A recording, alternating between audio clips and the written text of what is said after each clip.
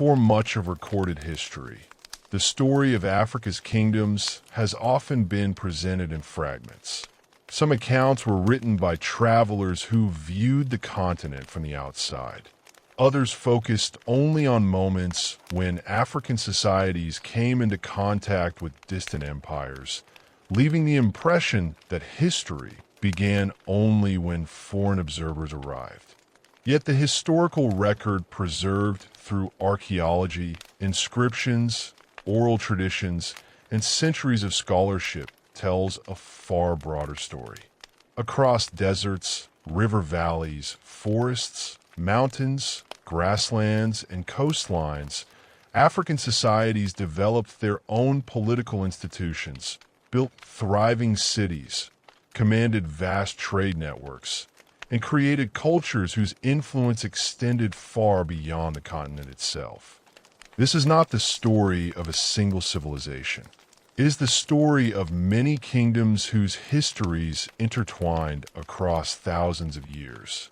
Some rose beside great rivers that flooded with dependable rhythm.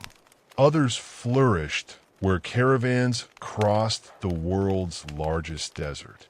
Others grew wealthy by linking Africa to merchants sailing across the Indian Ocean. Though separated by enormous distances, these kingdoms were connected through migration, commerce, diplomacy, technology, religion, and the constant human search for security and prosperity. To understand how these kingdoms emerged, it is necessary to begin long before the first crowned rulers, before the construction of pyramids or stone cities, before written records preserved the names of kings. The foundations of African statehood were laid during an age when the landscape itself looked remarkably different from the continent we know today. At the close of the last ice age, roughly 12,000 years ago, northern Africa was not dominated by endless sand. Instead, vast stretches of what would later become the Sahara-supported lakes, rivers, wetlands, and rolling grasslands. Seasonal rains reached much farther north than they do today. Herds of antelope grazed where dunes now stand. Giraffes wandered across open plains. Hippos swam in freshwater lakes that have long since disappeared beneath the desert. Crocodiles inhabited waterways that no longer exist. The climate supported an astonishing variety of life. Modern archaeologists refer to this period as the African humid period. It lasted for several thousand years and transformed northern Africa into one of the most hospitable environments on Earth. Human communities spread widely across this green landscape, taking advantage of its abundant resources. These early people were highly adaptable. They hunted game, caught fish from rivers and lakes, gathered wild grains, fruits, and roots, and gradually developed detailed knowledge of seasonal changes. Their movements followed rainfall, animal migrations, and the cycles of nature. Although they did not yet build kingdoms, they formed communities whose cooperation laid the foundations for future political organization. Evidence of their lives survives in remarkable places. Across the Sahara, thousands of rock paintings and engravings decorate cliffs and caves. Some depict enormous cattle herds. Others show people dancing together in ceremonial gatherings. Hunters pursue wild animals with bows and spears. Families tend livestock. These artworks preserve snapshots of a world that seems almost unimaginable today. They reveal not only the environment, but also the importance of shared traditions, ritual practices, and community identity long before written history. As generations passed, people began experimenting with new ways of obtaining food. Instead of relying entirely upon hunting and gathering, some communities gradually domesticated animals. Cattle became especially important across large parts of northern and eastern Africa. Sheep and goats followed. Livestock represented more than a source of meat. They provided milk, hides, transport, and eventually wealth that could be accumulated across generations. At roughly the same time, early farming practices appeared in several regions of Africa through independent processes rather than simple imitation from elsewhere. This distinction is important. Agriculture did not spread across Africa as a single imported package. Different communities domesticated different crops suited to their own environments. In the Ethiopian highlands, farmers cultivated teff, a tiny grain that remains one of Ethiopia's staple foods today. They also developed the cultivation of inset, sometimes called the false banana, a remarkable plant capable of supporting large populations. Farther west across the Sahel, pearl millet and sorghum became increasingly important because they could survive long dry seasons and unpredictable rainfall. In West Africa, African rice emerged through local domestication in the inland delta of the Niger River, completely separate from Asian rice. Yams, oil palms, and numerous indigenous crops supported growing populations in the forests and savannas farther south. Each region adapted agriculture to its own landscape. At first, these changes were gradual. People still hunted. They still gathered wild foods. But farming slowly transformed daily life. Pottery provides some of the clearest archaeological evidence of this transition. Clay vessels dating back roughly 9,000 years have been discovered in several regions, including parts of the Central Sahara and the Nile Valley. These containers allowed communities to store grain, water, oils, and other food supplies over extended periods. Food storage changed everything. Communities no longer needed to move constantly. Families could remain near productive land for longer periods. Children were more likely to survive difficult seasons. Population gradually increased. Permanent or semi-permanent village began appearing across favorable landscape. As villages expanded, new challenges emerged. Larger populations required more organized cooperation. Fields needed protection. Water had to be shared fairly. Disputes required settlement. Harvests had to be coordinated. Leadership gradually became more formal. At first, authority probably rested with respected elders, successful hunters, experienced herders, or individuals believed to possess spiritual knowledge. Over time, however, leadership increasingly involved managing resources rather than simply demonstrating personal strength. This represented one of humanity's great political transitions. Power became tied not only to physical ability, but also to administration. Then the climate changed again. Beginning around 5,000 years before the Common Era, the African humid period slowly came to an end. The monsoon rains retreated southward. Lakes began shrinking. Grasslands gradually disappeared. Rivers dried. Century after century, the once green Sahara transformed into the vast desert known today. This transformation did not happen overnight. It unfolded over many generations. Communities adapted as long as possible. Some moved from one lake basin to another. Others followed retreating rainfall. Eventually, however, many families faced a difficult choice. They had to migrate. These migrations became one of the defining forces in African history. Groups spread toward regions where dependable water remained available. Some traveled east toward the Nile. Others settled along the southern edge of the expanding desert in the broad ecological zone known today as the Sahel. Still others moved south into woodland and savanna environments. These movements carried farming techniques, livestock management, pottery traditions, languages, technologies, and cultural practices across enormous distances. They reshaped the demographic map of Africa. The Nile Valley proved especially attractive.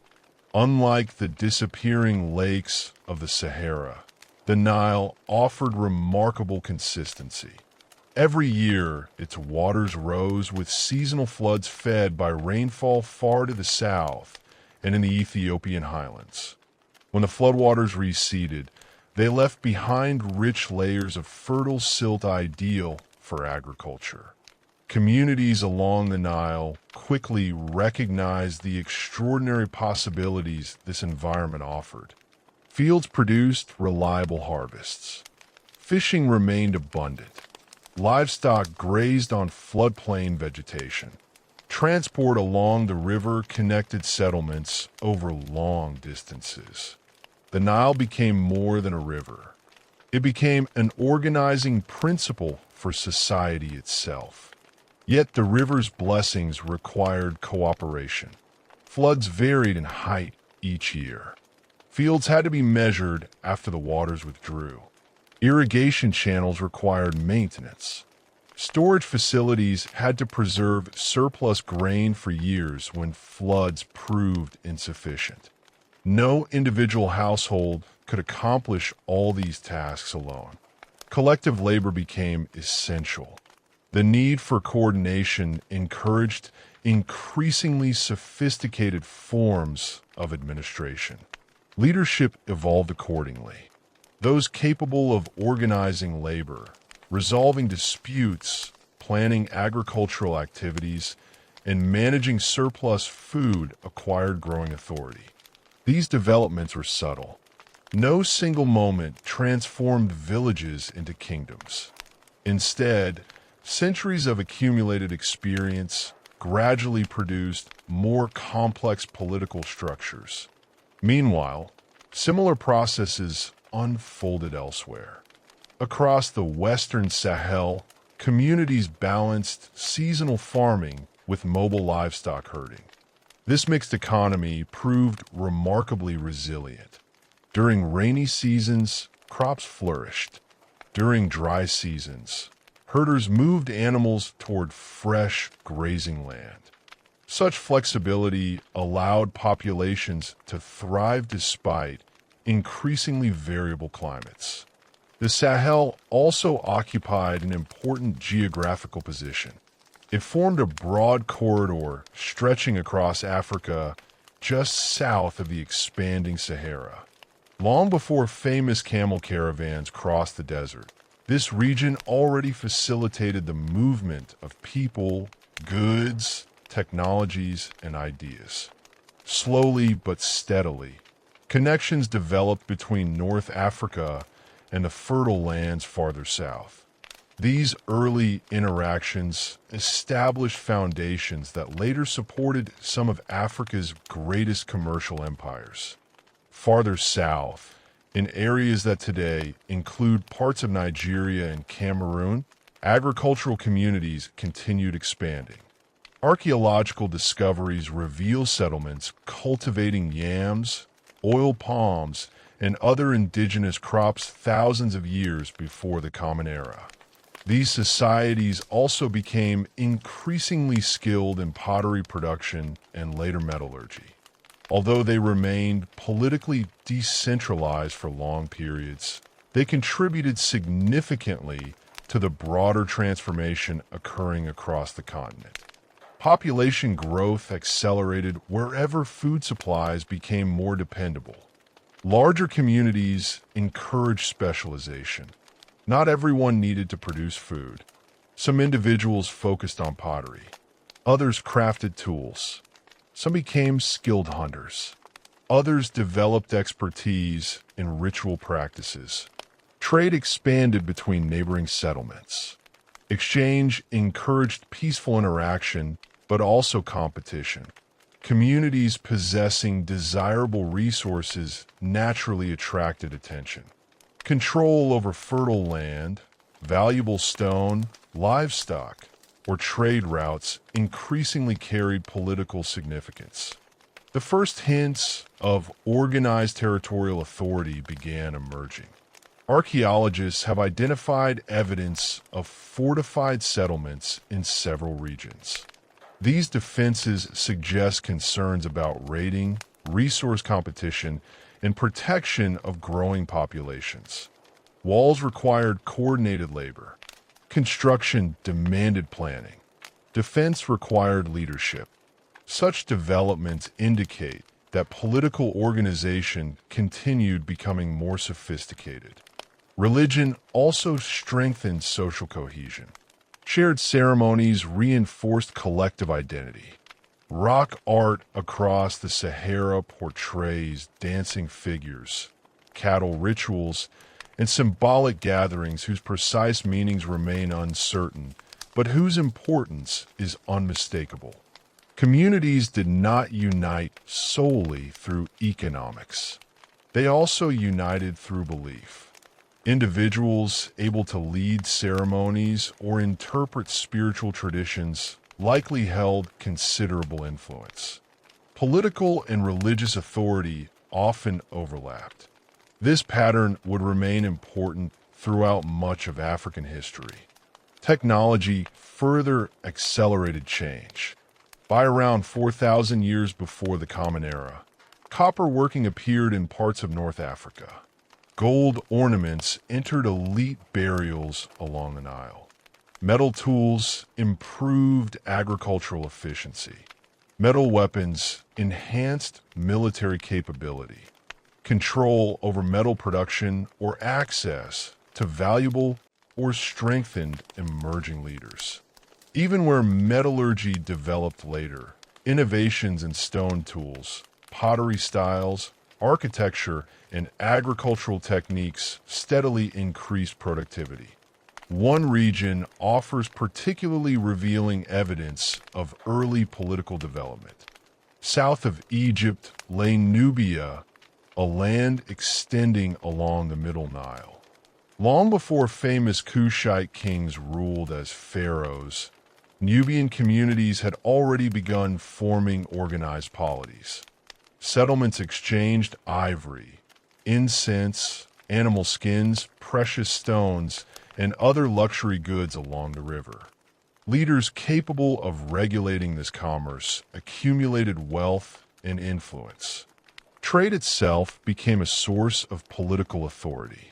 These developments remind us that state formation rarely depended upon a single cause. Agriculture mattered. Climate mattered. Technology mattered. Trade mattered. Religion mattered. Population growth mattered. Together, these forces gradually produced societies capable of supporting increasingly centralized leadership. By the end of the fourth millennium before the Common Era, several regions of Africa displayed characteristics associated with early states.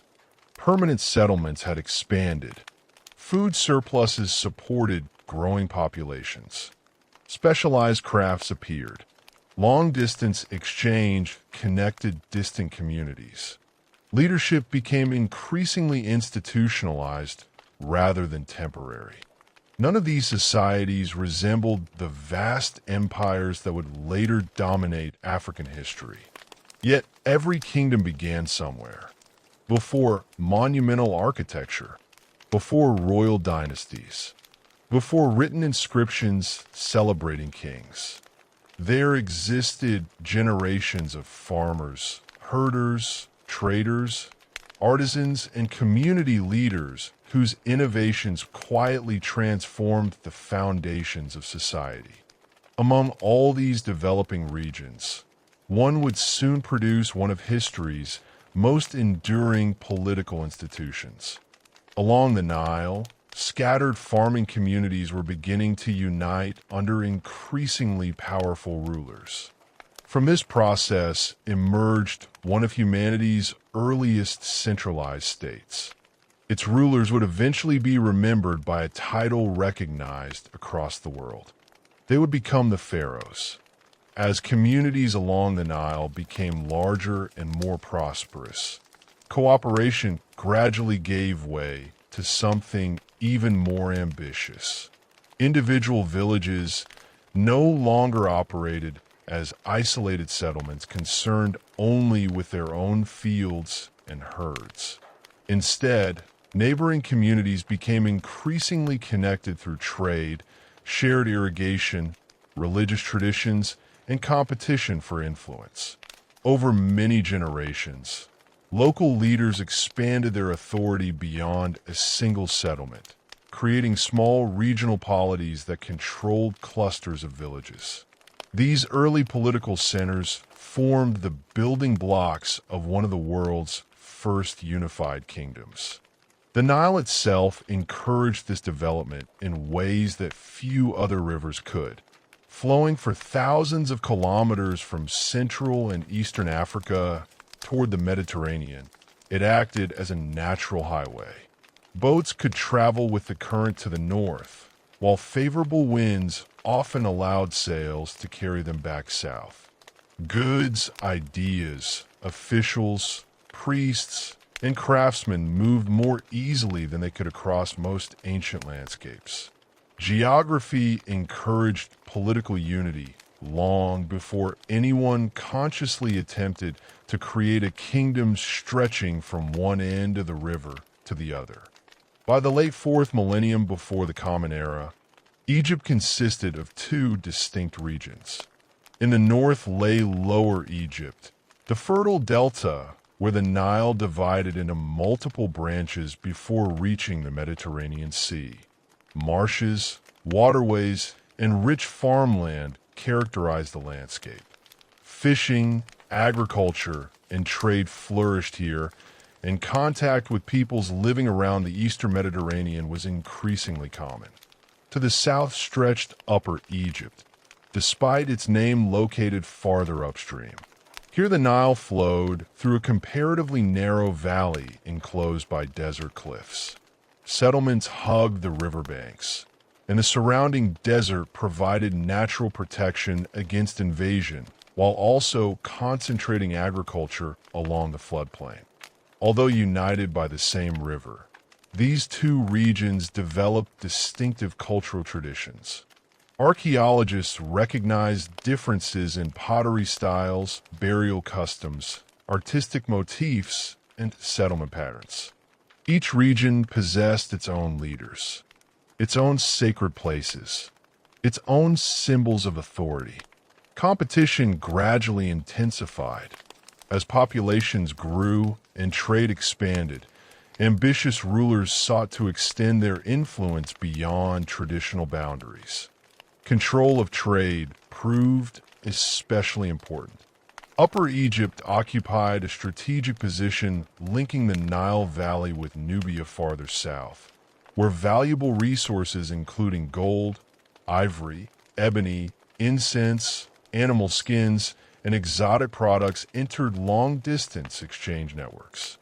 Leaders who controlled these southern routes gained access to wealth unavailable elsewhere. Prestige goods enhanced their authority. Successful trade financed larger administrations. Economic success strengthened military power.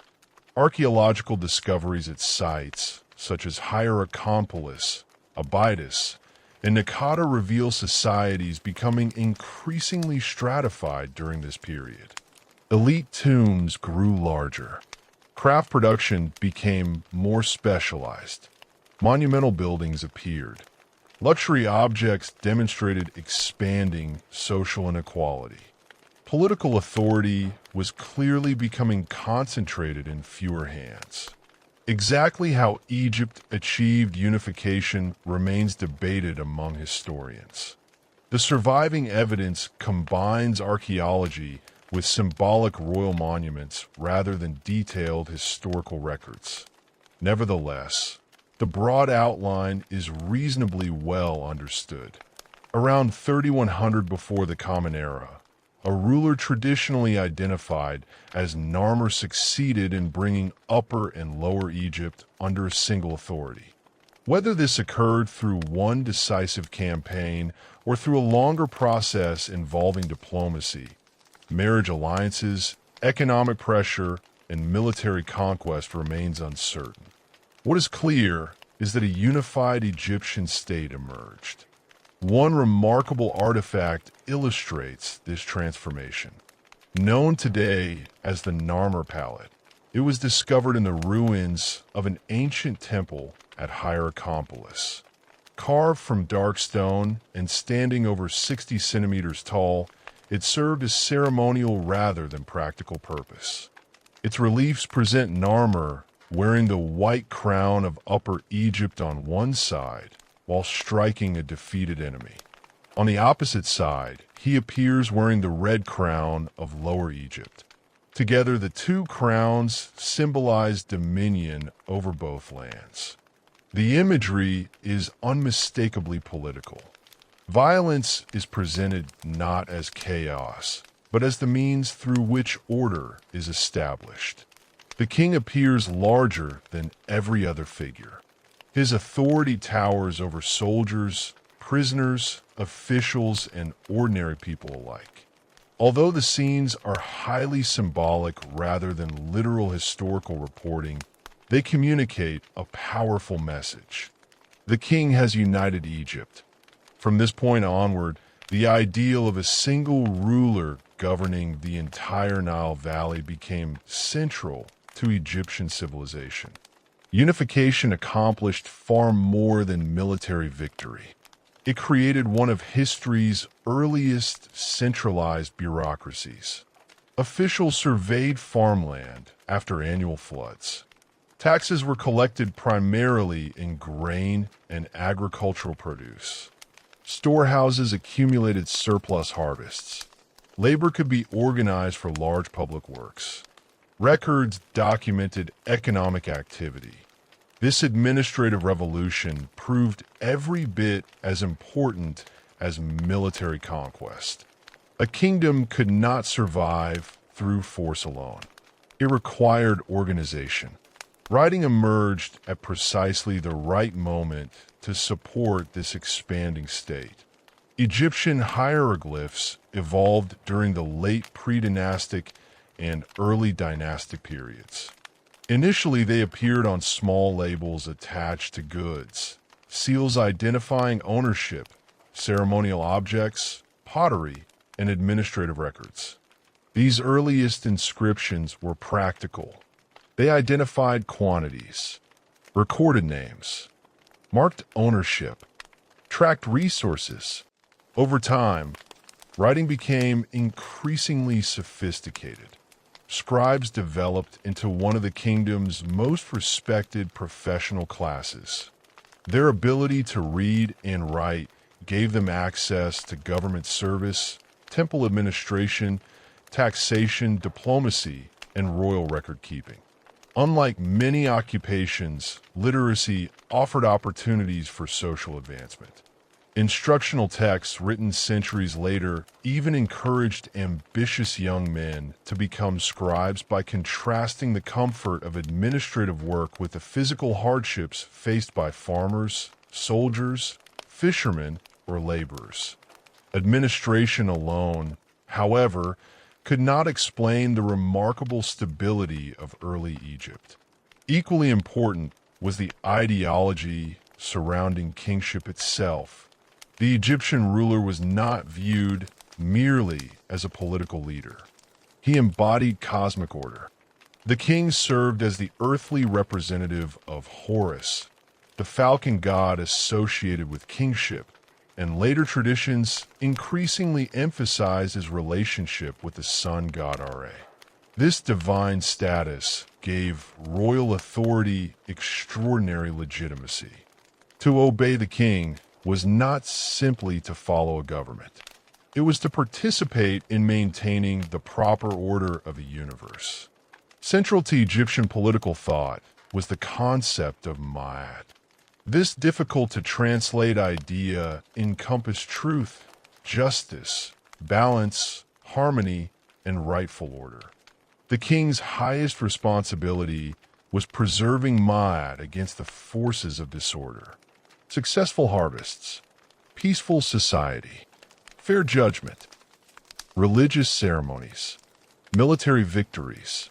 Even the predictable flooding of the Nile became linked symbolically to the ruler's fulfillment of divine duties. This worldview strengthened the monarchy in profound ways. Political authority and religious belief reinforced one another.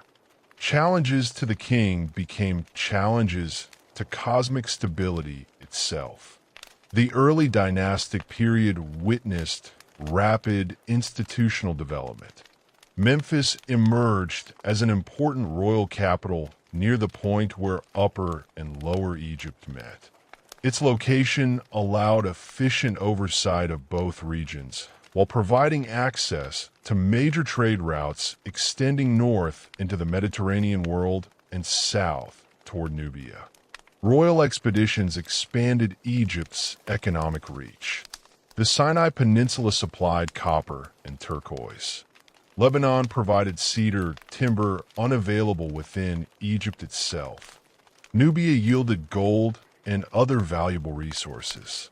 Trade reached the Red Sea. Diplomatic contacts extended toward the Levant. The kingdom was already becoming an important participant in wider regional exchange networks. Monumental construction likewise accelerated. Before the Great Pyramids appeared, Egyptian rulers built large rectangular tombs known today as mastabas.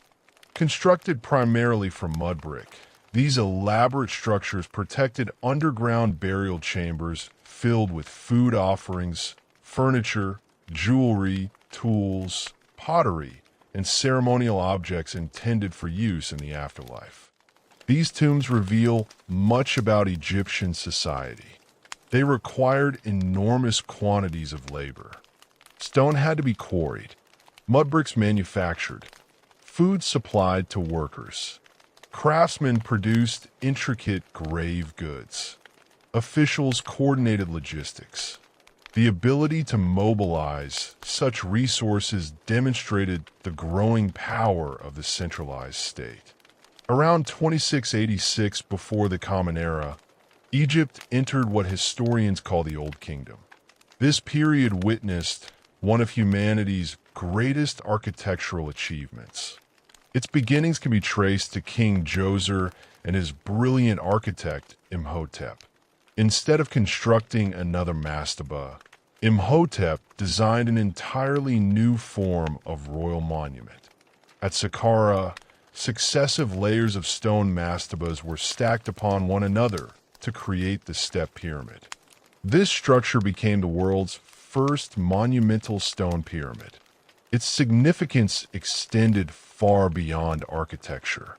Stone construction required unprecedented organization. Quarries operated on a massive scale. Transportation systems expanded. Skilled craftsmen developed new techniques. Engineers solved complex structural problems.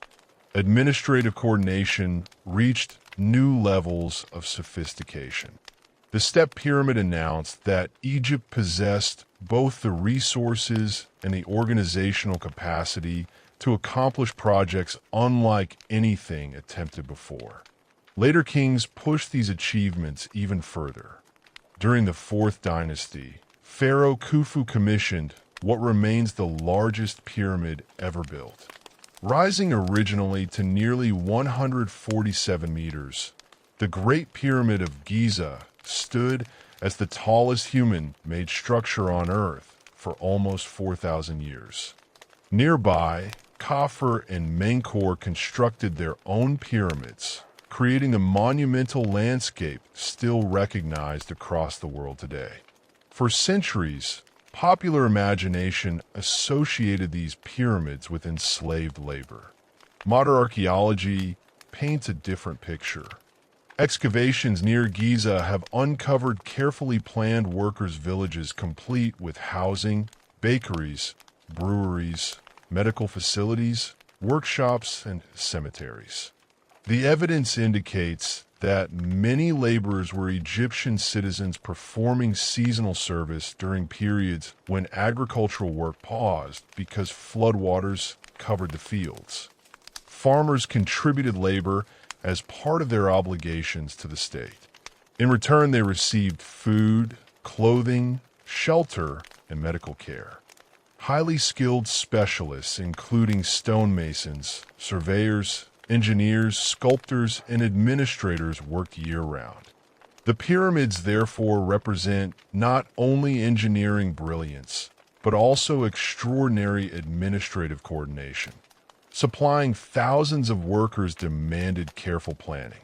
Bread, beer, meat, fish, vegetables, tools, timber, stone, medical treatment, transportation.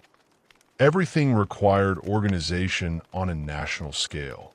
The pyramids also embodied powerful religious beliefs. Egyptians viewed death not as an ending, but as a transition. The king would continue ruling in the afterlife. Propos burial ensure d'éternelle existence. Monumental tombs therefore protected both the deceased ruler and the continued stability of the kingdom itself. Around these royal monuments developed entire landscapes of temples, ceremonial causeways, administrative buildings, and settlements. Religion, politics, and economics became inseparable. The prosperity supporting these achievements depended heavily upon the Nile. Annual floods replenished agricultural land with fertile silt. Surplus harvests supported specialists who no longer needed to produce food. Artists carved statues of astonishing realism. Craftsmen created intricate jewelry. Priests maintained elaborate religious rituals. Scribes documented administration. Engineers expanded construction. The court became a center of artistic innovation. Yet beneath this remarkable stability, gradual changes were taking place. Egypt's territory was divided into administrative districts known as nomes. Each was governed by an official often called a nomarch. Initially, these governors served at the pleasure of the king. Over time, however, local offices increasingly became hereditary. Families accumulated regional influence across generations. Provincial elites developed independent economic resources. Large estates expanded. Local loyalty sometimes rivaled loyalty to the central government. The balance between national authority and regional power slowly shifted. Nature contributed additional difficulties.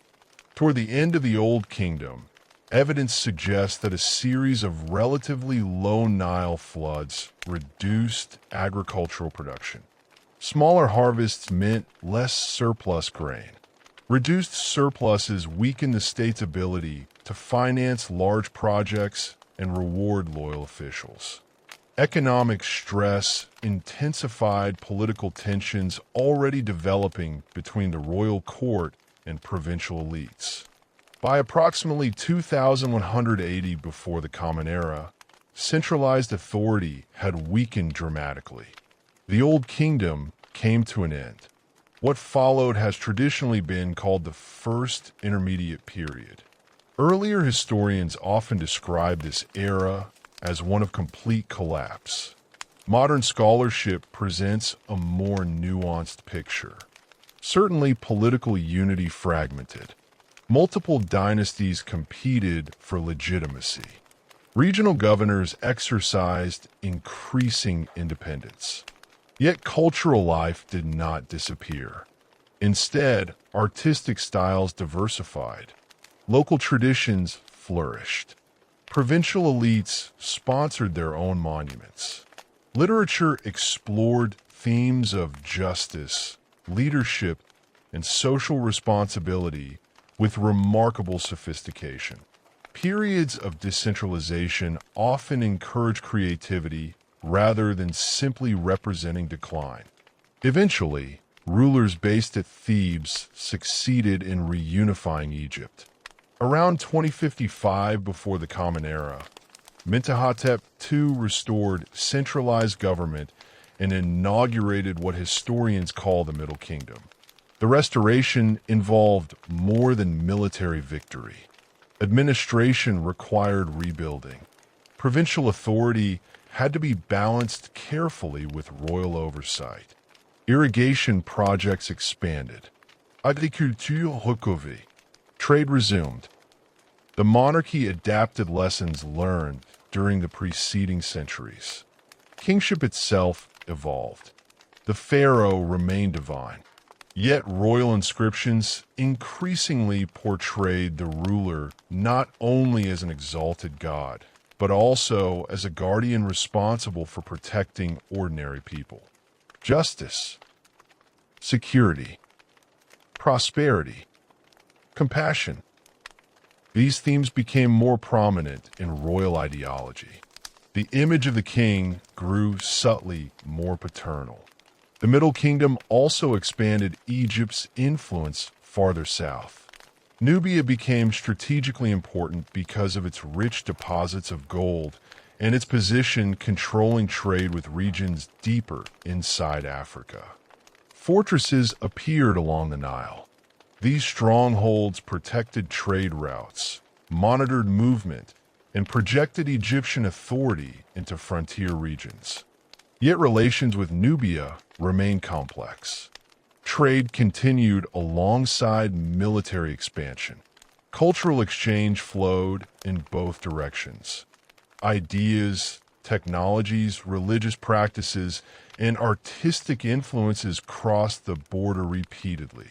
Neither society developed in complete isolation from the other. As Egypt prospered once more, its connections extended across remarkable distances. Expeditions traveled to Punt, probably located somewhere along the Red Sea coast of present-day Eritrea, Somalia, or neighboring regions.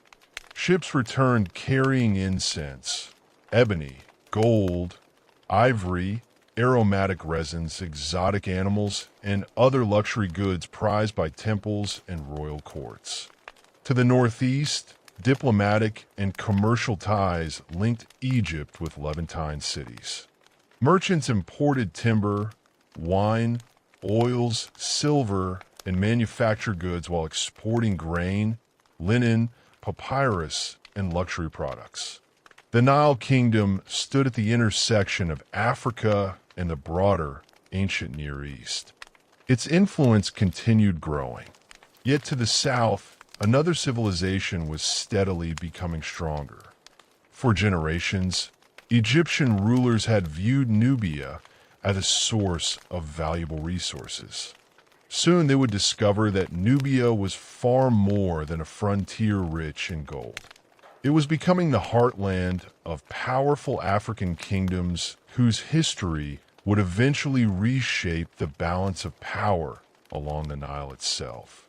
South of the First Cataract, where the Nile narrowed between rocky outcrops before continuing toward the deserts and savannas farther inland, another civilization was steadily taking shape. For generations, Egyptian rulers looked toward this region as a source of gold, ivory, cattle, incense, and skilled archers. Yet the people who lived there were never simply suppliers of valuable goods. They built their own political traditions, established powerful kingdoms, and created a legacy that would endure for well over 2,000 years. Their homeland is known today as Nubia, and over time it became the heart of the Kingdom of Kush, one of the most influential civilizations in ancient Africa. The Nile remained the lifeline of Nubia, just as it did in Egypt, but the landscape was different.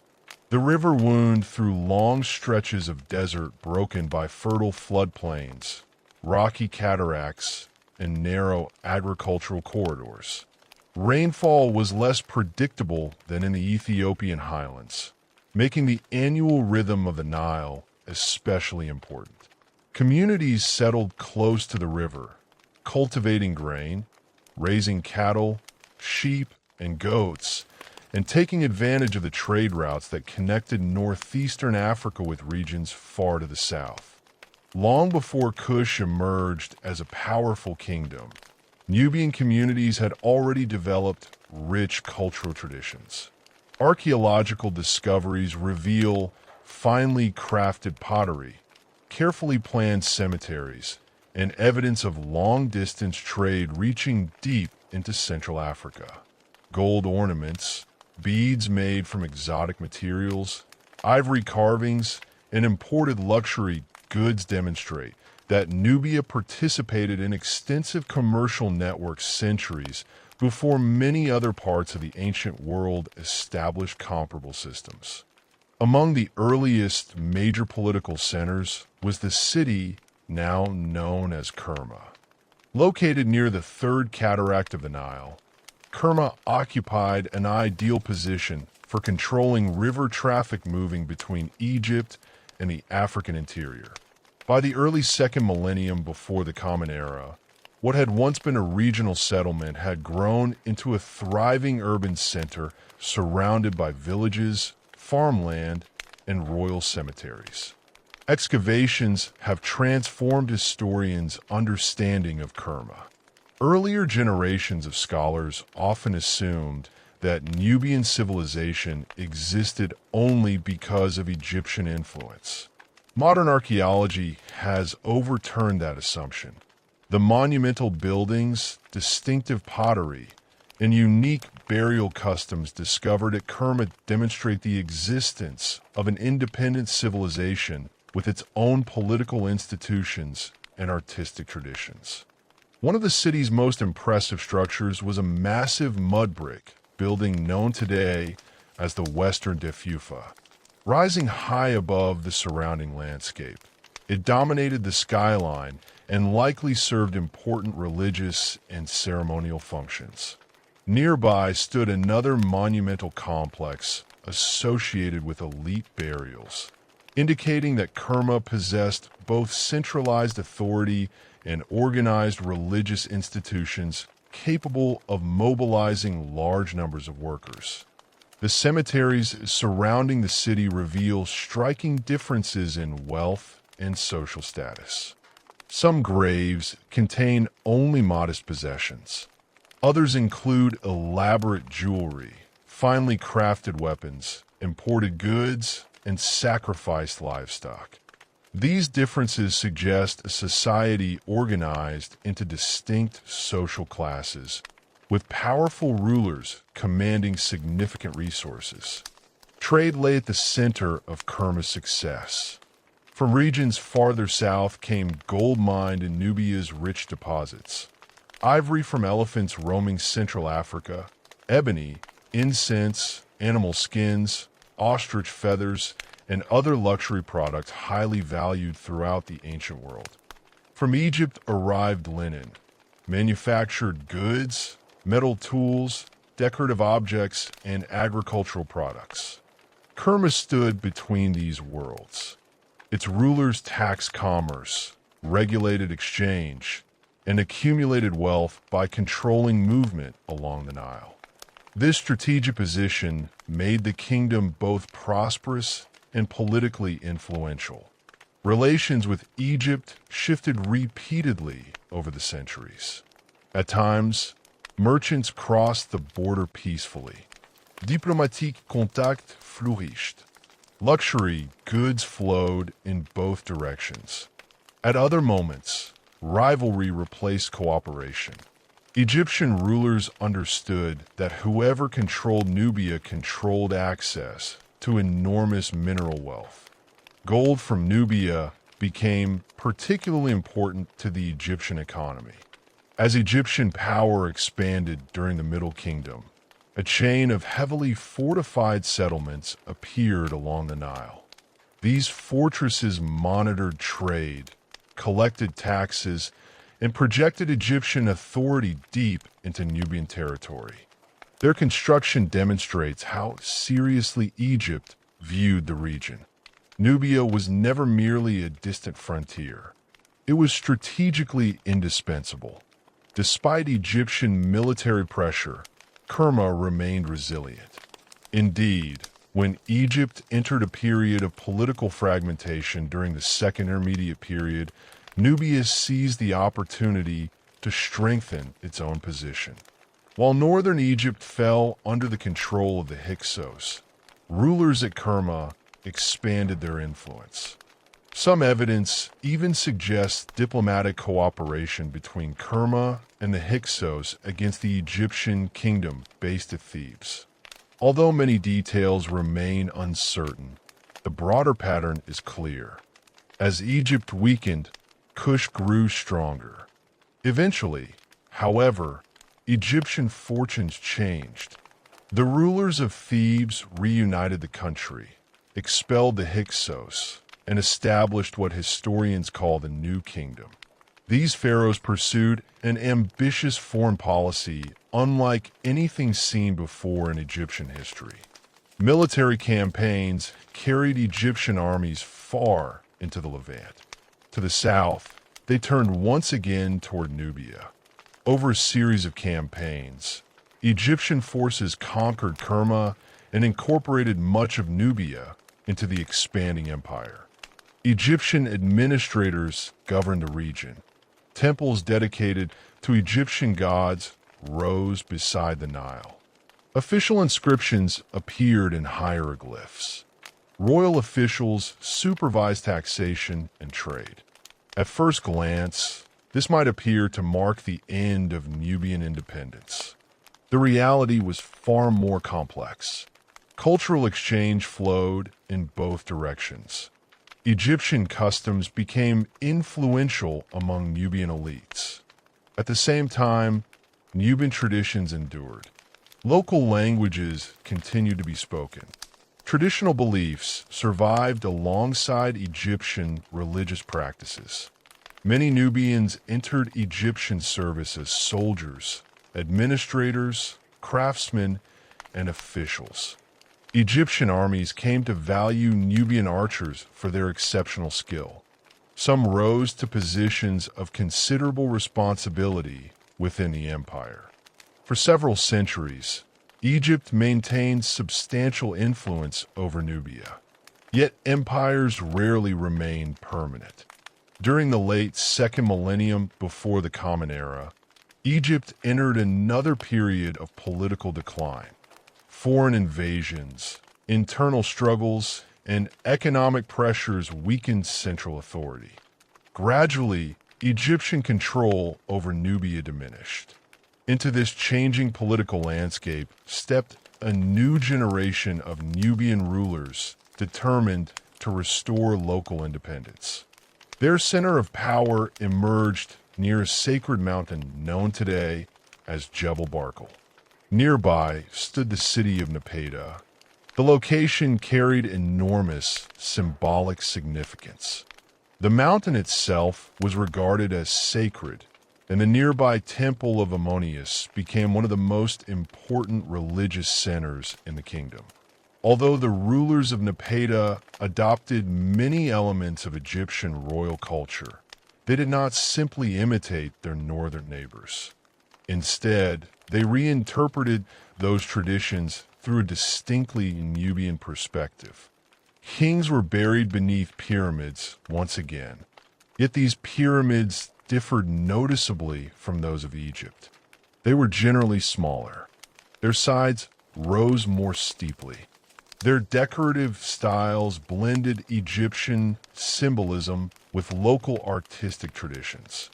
Religion likewise reflected this cultural synthesis.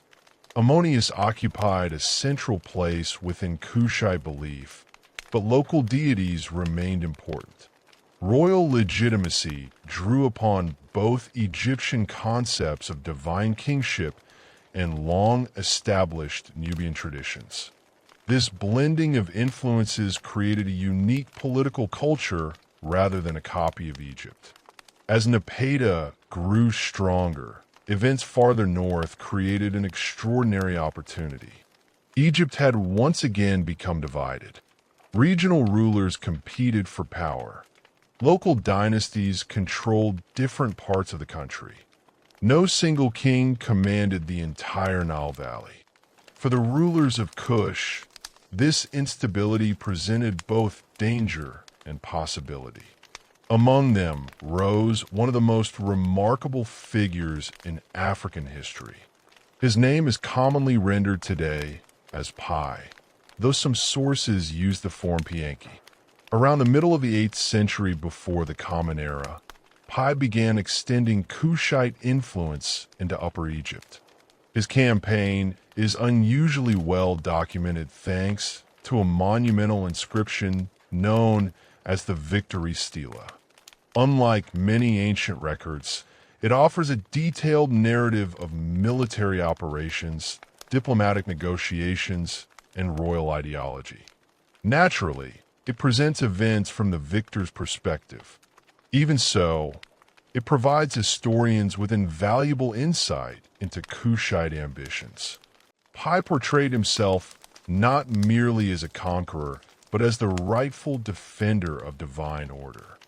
According to his inscription, Egypt's rulers had neglected their religious duties and allowed disorder to spread throughout the land. He claimed that restoring proper worship of Ammonius justified his intervention. Whether this reflected genuine belief, political strategy, or both, the message proved powerful. City after city submitted. Some surrendered peacefully. Others resisted before eventually acknowledging Kushite authority. By the end of the campaign, Pi controlled the Nile Valley from Nubia deep into Egypt. Yet perhaps the most surprising aspect of his victory came afterward. Rather than establishing his permanent residence in Egypt, Pi returned south to Nepeta. His homeland remained the spiritual heart of the kingdom. Egypt could be governed through appointed officials while Kush retained its own political center. His successors continued this remarkable experiment. Together, they formed what historians identify as Egypt's 25th dynasty. For nearly a century, rulers born in Nubia governed one of the ancient world's greatest civilizations. Far from abandoning their African identity, these kings proudly embraced both their Kushite heritage and their role as Egyptian pharaohs. Royal statues from this period display distinctive artistic choices. Some portray kings with features reflecting Nubian ancestry while wearing the traditional crowns and regalia of Egyptian rulers. Others combine clothing, symbols, and decorative elements drawn from both cultures. Rather than erasing differences, Kushite art celebrated a shared Nile civilization stretching from the Mediterranean to deep within Africa. One ruler in particular came to symbolize the dynasty's ambitions. His name was Taharqa. Under his reign, extensive construction projects transformed temples throughout Egypt and Nubia. Old sanctuaries were restored. New monuments rose. Priests received royal support. The authority of Ammonius was reinforced across the kingdom. Taharqa also inherited a rapidly changing international environment. To the northeast, the Assyrian Empire had become the dominant military power of the ancient Near East. Its armies employed advanced siege techniques, disciplined infantry, cavalry, and iron weaponry on an unprecedented scale. As Assyria expanded into the Levant, Egyptian and Kushite interests increasingly collided with its ambitions. For several years, diplomacy, alliances, and military campaigns produced an uneasy balance. Eventually, however, conflict became unavoidable. Assyrian armies invaded Egypt. Despite determined resistance, their military organization and logistical capabilities proved overwhelming. Memphis fell. Taharqa withdrew southward. He later attempted to recover lost territory, but Assyrian offensives continued. His successor, Tanamani, briefly regained control over parts of Egypt before another invasion forced the Kushite rulers to retreat permanently to Nubia. By the middle of the 7th century before the Common Era, Kushite rule in Egypt had come to an end, yet the kingdom itself remained strong. Far from representing a collapse, the withdrawal marked the beginning of another transformation. The rulers of Kush increasingly focused their attention on their own southern territories, where new opportunities awaited. In time, political power would shift even farther south to a city that became famous throughout the ancient world for its iron production, distinctive writing system, and remarkable cultural achievements. That city was Meroe, and under its kings and queens the story of Kush would enter an entirely new chapter.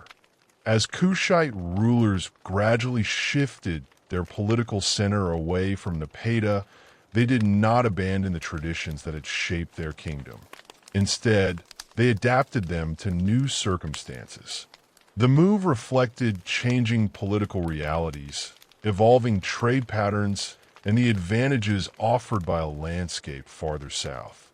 Around the city of Meroe, between the 5th and 6th cataracts of the Nile, the kingdom entered a new era, one defined not by imitation of Egypt, but by the confident development of its own identity. Meroe occupied an enviable position. Unlike the more arid lands farther north, the surrounding region received somewhat greater seasonal rainfall. This allowed agriculture to flourish beyond the immediate floodplain of the Nile. Farmers cultivated grain, while herders grazed cattle across nearby grasslands. Woodland supplied timber and charcoal, resources that would become especially important as the kingdom's industries expanded. The city also stood at the crossroads of several trade routes. Caravans arrived from Central Africa carrying ivory, animal skins, hardwoods, and gold. River traffic connected Meroe with Nubia and Egypt to the north. Routes leading eastward reached the Red Sea, opening connections with Arabia and beyond. This position allowed the kingdom to prosper through commerce while remaining less dependent upon any single trading partner. Visitors approaching Meroe during its height would have encountered a busy urban landscape. Temples rose above residential districts. Workshops echoed with the sounds of craftsmen shaping metal, carving stone, weaving textiles, and producing pottery. Markets bustled with merchants speaking different languages and offering goods gathered from distant lands. Royal officials supervised taxation and administration, while priests maintained religious ceremonies that reinforced the authority of the monarchy. The rulers of Meroe continued many customs inherited from earlier generations. They built pyramids for their royal burials. Yet these monuments possessed their own unmistakable character. Rather than copying the enormous pyramids of Giza, the Meroitic builders favored smaller structures with steep sides rising dramatically above the desert floor. Dozens of these pyramids still stand today near the ancient cemeteries of Meroe. Although time, erosion, and treasure hunting have damaged many of them, together they form one of the largest concentrations of pyramids anywhere in the world. Inside and around these royal tombs, archaeologists have uncovered evidence of a sophisticated court culture. Jewelry crafted from gold and precious stones. Weapons designed for ceremony as well as warfare. Imported luxury goods. Beautifully painted pottery. Statues honoring kings, queens, and deities. These discoveries reveal a prosperous kingdom fully integrated into long-distance exchange while maintaining its own artistic traditions. One of the defining features of Meroitic civilization was its mastery of ironworking. Excavations have uncovered enormous deposits of slag, the waste material produced during iron smelting. For generations, these remains led some scholars to nickname Meroe the Birmingham of ancient Africa, though modern historians use that comparison cautiously. Even so, there is no doubt that iron production played a major role in the kingdom's economy. Iron transformed daily life. Farmers gained stronger plows, hoes, and sickles. Carpenters acquired more effective tools. Builders worked stone and wood with greater efficiency. Soldiers carried improved spearheads, swords, and arrowheads. As production expanded, iron goods became valuable commodities traded both within the kingdom and beyond its borders. Control over this industry strengthened royal authority. Another remarkable development occurred in the field of writing.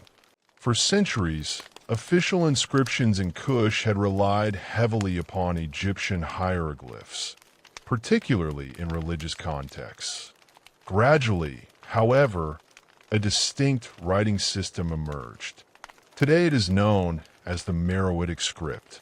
Although scholars have learned to read many of its signs phonetically, much of the language itself remains only partially understood. This means that historians can pronounce many royal names and identify certain words. Yet large portions of surviving inscriptions continue to challenge researchers. Even with these limitations, the script represents an important milestone. It demonstrates that the kingdom had developed its own written tradition suited to its own language. Writing no longer depended entirely upon Egyptian models. The evolution of Meroitic culture extended into religion as well. Egyptian gods, such as Ammonius, continued to receive royal patronage, but indigenous deities assumed increasing prominence. Among them was a Piedmach, often represented as a lion-headed god associated with strength, fertility, and royal power. Temples dedicated to a Piedmach display artistic styles unlike those found anywhere else along the Nile. Their reliefs combine local symbolism with influences absorbed through centuries of cultural exchange. Royal authority itself possessed distinctive features. Perhaps most striking was the important political role played by royal women. Several powerful queens ruled Kush in their own right or exercised enormous influence alongside kings. Many are known by the title Candake, often rendered in English as Candace.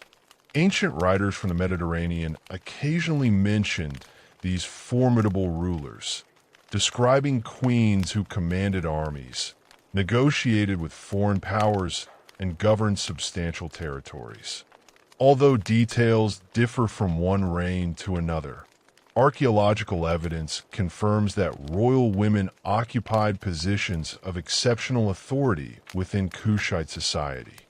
One of the most famous confrontations involving these queens occurred after the rise of Rome. When Egypt became a Roman province following the defeat of Cleopatra and Mark Antony in 30 before the Common Era, Rome inherited Egypt's southern frontier. This brought the expanding empire into direct contact with Kush. Tensions eventually erupted into war. According to classical sources, Kushite forces launched raids into Roman-controlled territory, attacking frontier settlements and carrying away statues of the Emperor Augustus. Rome responded with military expeditions into Nubia. Fighting continued for several years. Neither side achieved complete dominance. Eventually, negotiations produced a peace agreement that proved remarkably favorable to Kush. The frontier stabilized. Trade resumed. Unlike many neighboring peoples, the kingdom preserved its independence despite Rome's immense military power. This achievement reflected both effective diplomacy and the logistical difficulties facing armies operating deep in the Nile Valley. Commerce continued linking Meroe with an astonishing variety of regions. Gold remained an important export. Ivory, ebony, exotic animals, incense, ostrich feathers, and finely crafted products also moved through its markets. Imported glassware, wine, luxury ceramics, and manufactured goods arrived from Egypt and the Mediterranean. The kingdom stood at the meeting point of African and Mediterranean exchange networks. Its prosperity depended not only upon natural resources, but also upon careful political management of trade. Life beyond the royal court reflected similar diversity. Farmers cultivated fertile land near the river. Pastoral communities managed large herds across surrounding plains. Craftsmen specialized in metalwork, pottery, leatherworking, and weaving. Merchants negotiated prices in busy marketplaces where languages and customs mixed freely. Religious festivals drew participants from surrounding regions. The kingdom's strength rested upon the combined efforts of many different communities. No civilization remains unchanged forever. By the first centuries of the Common Era, gradual shifts began affecting Meroe. Some trade routes evolved as merchants increasingly favored Red Sea connections controlled through Roman Egypt. Changes in climate may have influenced agriculture in parts of the kingdom, though historians continue to debate the extent of these environmental pressures. Political authority may also have become less centralized as regional leaders acquired greater independence. None of these developments alone necessarily doomed the kingdom. Rather, several long-term pressures accumulated over generations. At the same time, new powers emerged elsewhere in northeastern Africa. Among the most significant was a kingdom developing in the northern Ethiopian highlands. Known to history as Aksum, it controlled growing commercial networks linking the African interior with the Red Sea and the wider Indian Ocean. As Aksum expanded, competition for influence intensified. By the 4th century of the Common Era, Kush disappeared as the dominant political power along the Middle Nile. Exactly how this transition occurred remains the subject of scholarly discussion. Ancient inscriptions from Aksum mention campaigns into regions associated with Kush. Archaeological evidence suggests that political authority fragmented over time rather than ending through a single dramatic conquest. Whatever the precise sequence of events, the era of Meroitic supremacy gradually came to a close. Its legacy, however, proved enduring. For many centuries afterward, the kingdoms of Kush demonstrated that complex African states could flourish independently while interacting confidently with neighboring civilizations.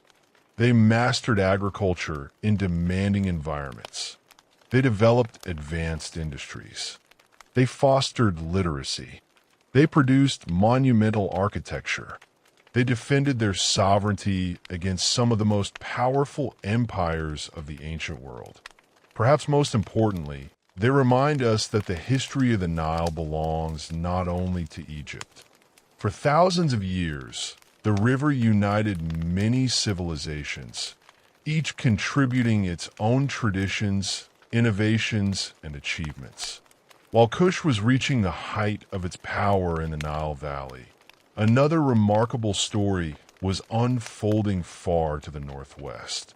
Along the shores of the Mediterranean, a city founded by seafaring merchants, would grow into one of the greatest commercial powers of the ancient world. Its ships would dominate Western trade.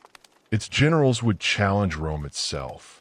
Its fortunes would become inseparable from the Berber kingdoms of North Africa. While the kingdoms of the Nile drew their strength from fertile river valleys and control of overland trade, another great center of power emerged along Africa's northern coastline. Here, where the Mediterranean narrowed between Europe and Africa, maritime commerce shaped the fortunes of entire civilizations. Harbors became as important as rivers. Fleets replaced caravans as the primary instruments of influence. Merchants carried wealth farther than armies could march. In this world of sea lanes and coastal cities, Carthage rose from a modest colonial settlement into one of the greatest powers of the ancient Mediterranean. Its story began not in conquest, but in commerce. Centuries before Carthage became famous, the Phoenicians had established themselves as some of the ancient world's finest sailors. Their homeland lay along the eastern Mediterranean coast, in the cities of Tyre, Sidon, and Byblos. Surrounded by mountains on one side and the sea on the other, they turned naturally toward maritime trade. Their ships crossed the Mediterranean carrying timber, purple dye, glassware, metal goods, and finely crafted luxury products. As their commercial networks expanded, they founded trading stations and colonies along important sea routes. Some remained little more than sheltered anchorages. Others gradually developed into prosperous cities. Among them was a settlement established on the coast of what is now Tunisia. According to later tradition, it was founded by Queen Dido, remembered in classical literature as a princess who fled political conflict in Tyre and established a new home across the sea. Whether every detail of that story reflects historical events remains uncertain. But archaeology confirms that Phoenician settlers established Carthage during the late 9th century before the Common Era. Its location was exceptional. The city overlooked one of the central crossroads of Mediterranean navigation. Ships sailing between the eastern and western Mediterranean naturally passed nearby. The surrounding countryside offered fertile agricultural land. Excellent natural harbors sheltered fleets from storms. Nearby routes connected coastal commerce with inland North Africa. Few ancient cities possessed so many geographical advantages. Growth came steadily. What began as a colonial settlement gradually developed into an independent city with ambitions extending far beyond local trade.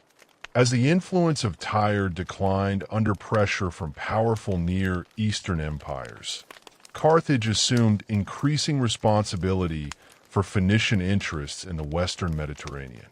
Rather than simply replacing its parent city, it developed into a political and commercial center in its own right.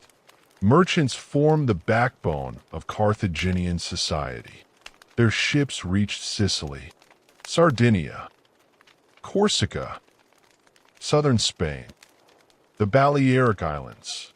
They sailed through the Strait of Gibraltar into the Atlantic, where ancient sources suggest voyages along the Atlantic coasts of Africa and Europe. Some expeditions may even have traveled farther south along the West African coastline than was once believed, although historians continue to debate the precise extent of these journeys. Trade brought extraordinary wealth. Silver from the Iberian Peninsula flowed into Carthaginian markets. Tin, essential for making bronze, arrived through long commercial chains extending toward northwestern Europe. Grain, olive oil, wine, timber, textiles, and pottery circulated continuously across the sea. From Africa came ivory, gold, animal skins, and other highly valued products obtained through exchange with inland communities. The prosperity generated by this commerce financed impressive public works. Harbors expanded, warehouses multiplied, temples rose above the city.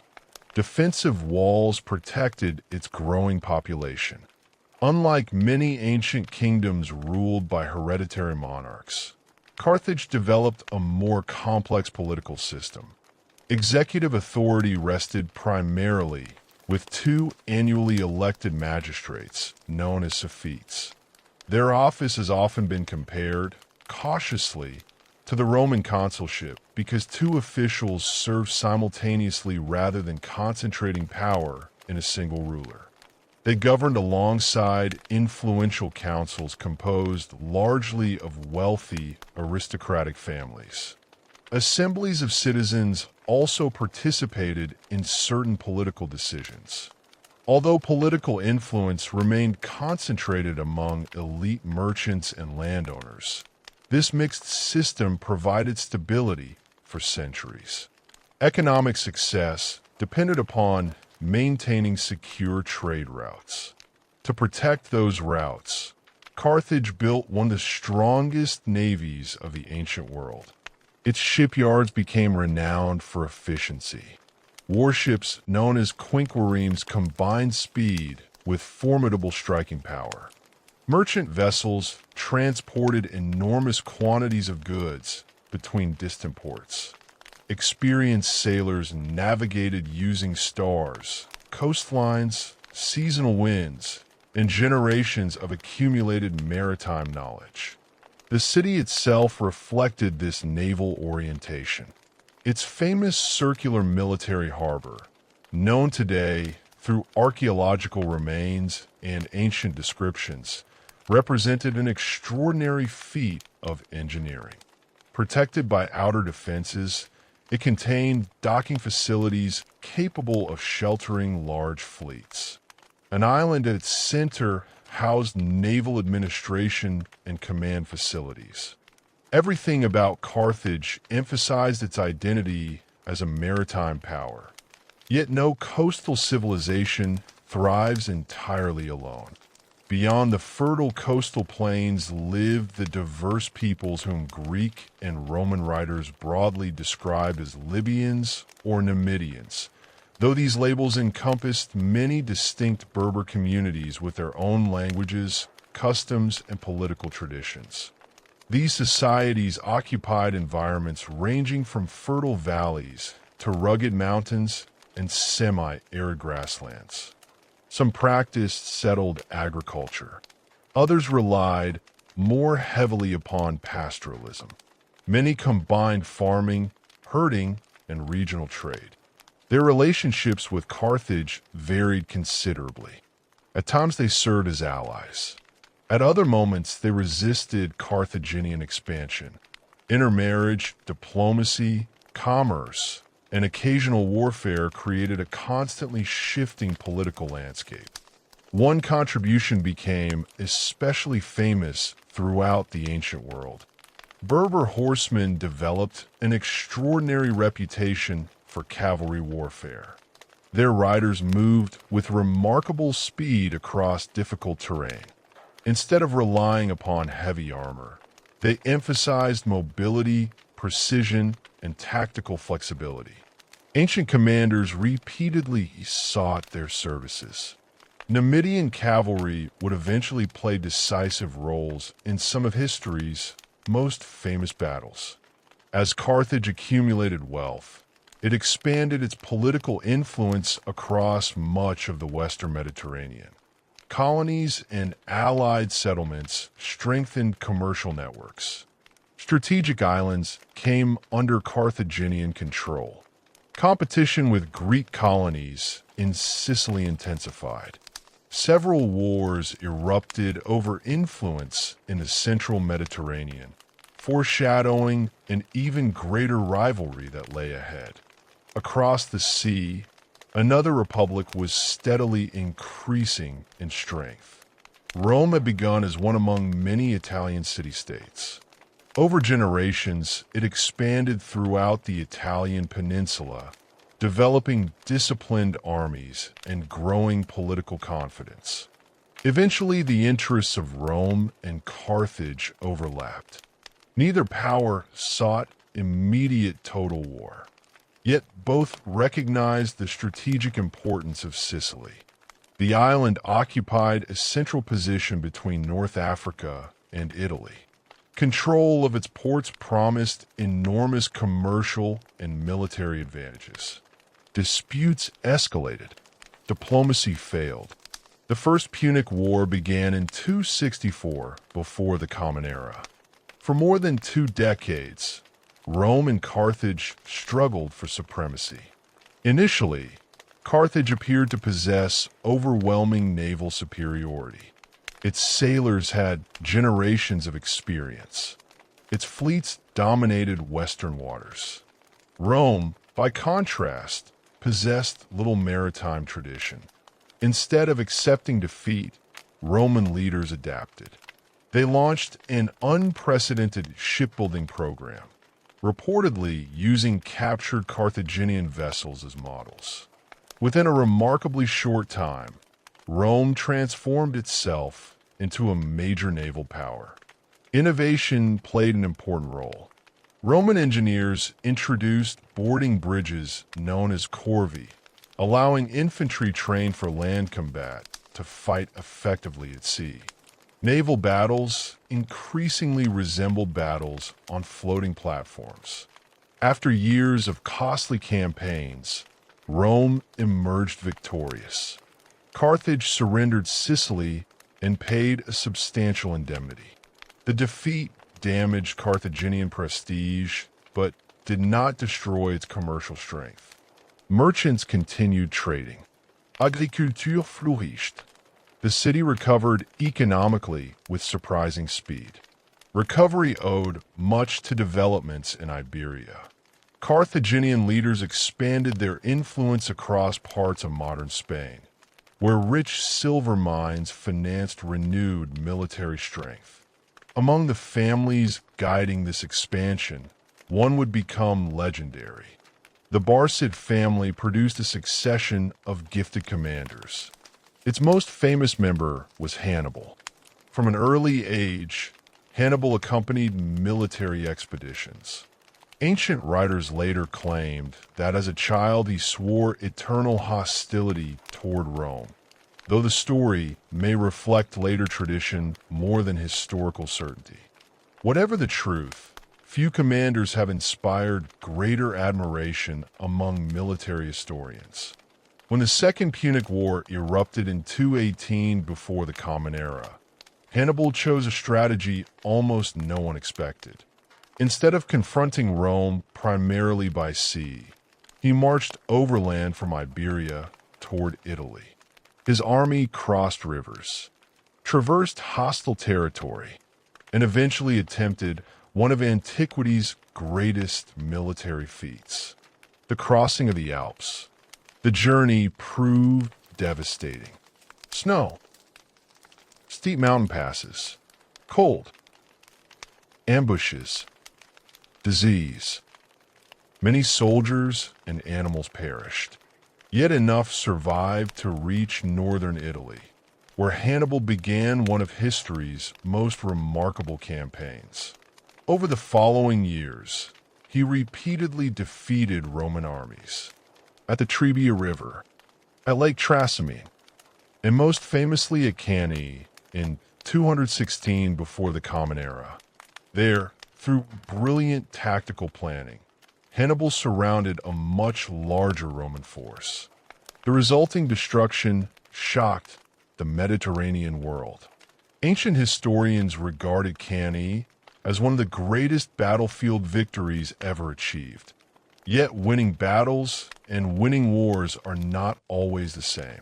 Despite his tactical brilliance, Hannibal lacked the resources necessary to force Rome's surrender. The Roman Republic refused to negotiate. Instead, it rebuilt army after army. Gradually, Roman commanders shifted the conflict away from Italy. One of them, Publius Cornelius Scipio, later honored with the name Africanus, carried the war directly into North Africa. Faced with the threat to Carthage itself, Hannibal returned home. The decisive confrontation occurred at Zama in 202 before the Common Era.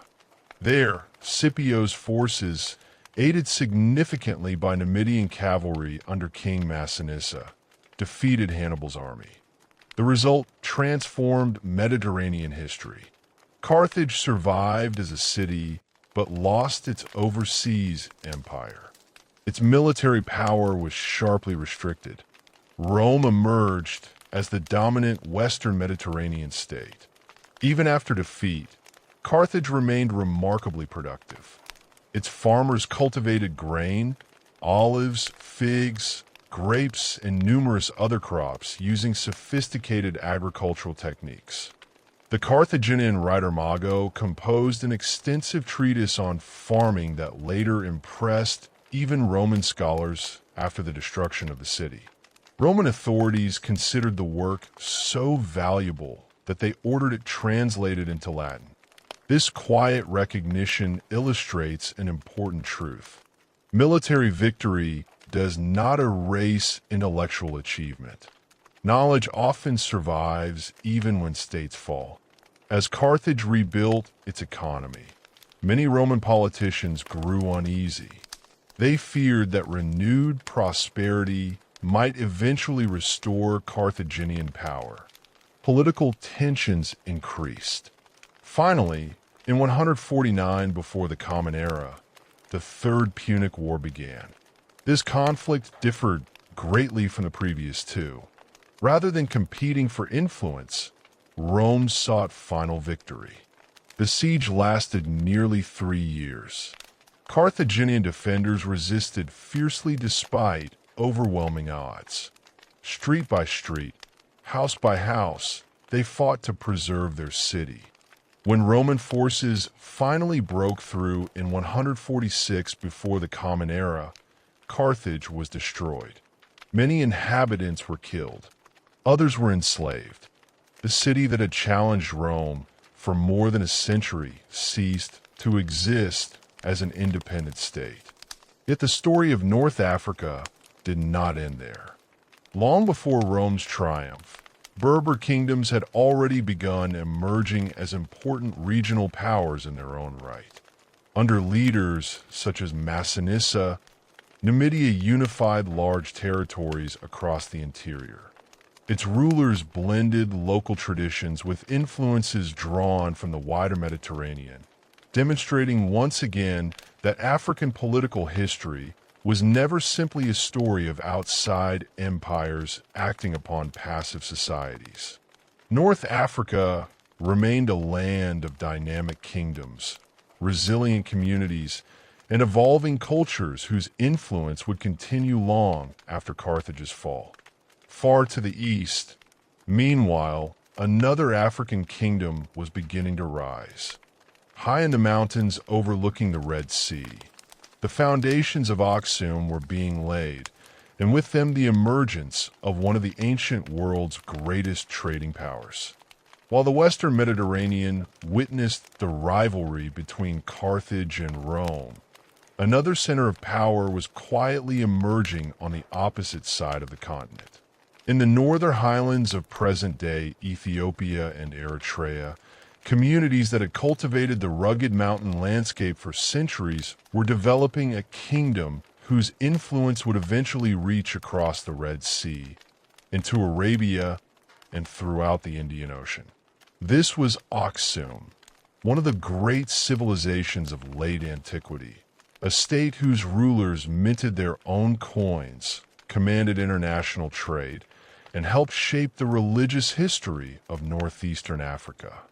The geography of the Ethiopian highlands played a decisive role in Aksum's development.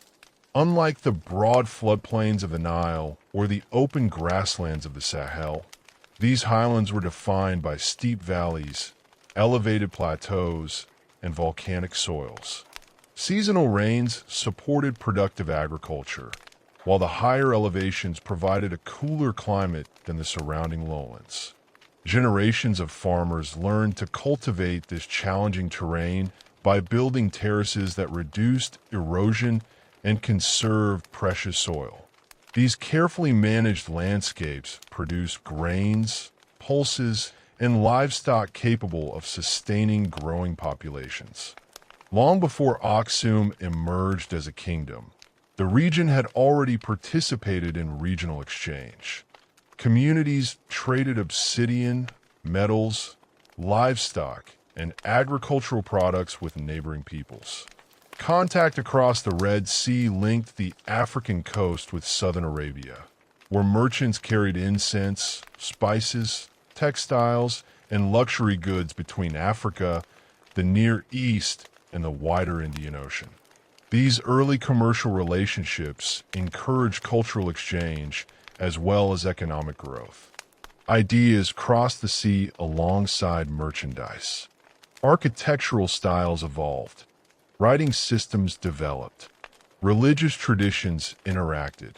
By the first centuries of the Common Era, these gradual processes had contributed to the rise of a centralized kingdom centered on the city of Aksum. The capital itself stood inland rather than directly on the coast. This location offered security from sudden maritime attacks while remaining closely connected to the Red Sea through the important port of Adulis. Adulis became the kingdom's gateway to the wider world. Ships from Roman Egypt sailed into its harbor carrying wine, olive oil, glassware, metal products, and manufactured goods. Merchants from Arabia arrived with incense, textiles, and luxury items. Indian traders brought spices, precious stones, and finely woven fabrics. In return, Aksum exported products highly valued throughout the ancient world. Ivory ranked among its most sought-after commodities. African elephant tusks were transformed into luxury carvings, furniture, decorative objects, and ceremonial items in workshops across the Mediterranean and Asia. Gold from the African interior flowed through Aksumite markets. Frankincense and myrrh remained valuable for religious ceremonies throughout the ancient world. Exotic animal products, hides, and other resources also contributed to the kingdom's prosperity. The wealth generated through this commerce strengthened royal authority. Unlike many earlier kingdoms whose influence remained largely regional, Aksum became integrated into an international trading system stretching from the Mediterranean to India. Ancient commercial manuals written by foreign merchants mention Adulis as one of the most important ports along the Red Sea. These descriptions provide valuable glimpses into the kingdom's economic importance. Trade required more than favorable geography. It demanded stability, safe roads, reliable administration, fair taxation, protection against piracy. The rulers of Aksum invested considerable effort in maintaining these conditions. Royal authority expanded gradually into neighboring territories through diplomacy, alliances, and military campaigns. Inscriptions carved into stone record victories over rival peoples and celebrate the achievements of successive kings. These inscriptions also reveal another important development. Aksum possessed its own written language. The Guizi script became the foundation of royal administration, religious literature, and official communication. Although influenced by earlier South Arabian writing systems, it evolved into a distinctly Ethiopian tradition that would survive for centuries after the kingdom itself declined. Today, Guizi remains the liturgical language of the Ethiopian Orthodox Church, preserving a direct connection with Aksum's ancient past. Among the clearest symbols of the kingdom's confidence was its decision to mint coins. Coinage represented far more than economic convenience. Only a relatively small number of states possessed both the political authority and economic sophistication required to produce standardized currency accepted across international markets. Beginning around the 3rd century of the Common Era, Aksum issued gold, silver, and bronze coins bearing the names and portraits of its rulers. Many included inscriptions written in Greek, the principal language of international commerce in the Eastern Mediterranean. Others incorporated Gizi. This bilingual approach reflected the kingdom's dual identity. It remained proudly African while participating fully in wider commercial networks. A merchant arriving from Alexandria or the Eastern Mediterranean could recognize familiar inscriptions. Local subjects encountered symbols reinforcing royal legitimacy within their own cultural tradition. Religion also evolved alongside political power. During its early centuries, Aksumite society practiced forms of polytheism that included local deities alongside influences arriving from southern Arabia. Temples honored various gods. Royal ceremonies reinforced traditional beliefs. Priests played important roles within public life. This religious landscape changed dramatically during the reign of one of Aksum's most influential rulers. King Izana governed during the 4th century of the Common Era, a period when Christianity itself was spreading rapidly across parts of the Roman world. According to historical tradition, Izana encountered Christian teachings through Frumentius, a man from the Eastern Mediterranean who eventually became closely associated with the royal court. Frumentius later served as the first bishop of Aksum, helping establish the foundations of the kingdom's Christian community. Izana's conversion marked a turning point. Christianity became closely linked with royal authority. New churches appeared. Crosses replaced earlier religious symbols on coinage. Royal inscriptions increasingly invoked the Christian god rather than traditional deities. Aksum thus became one of the earliest states anywhere in the world to adopt Christianity officially, joining Armenia and the Roman Empire among the pioneering Christian kingdoms. This transformation influenced diplomacy as well.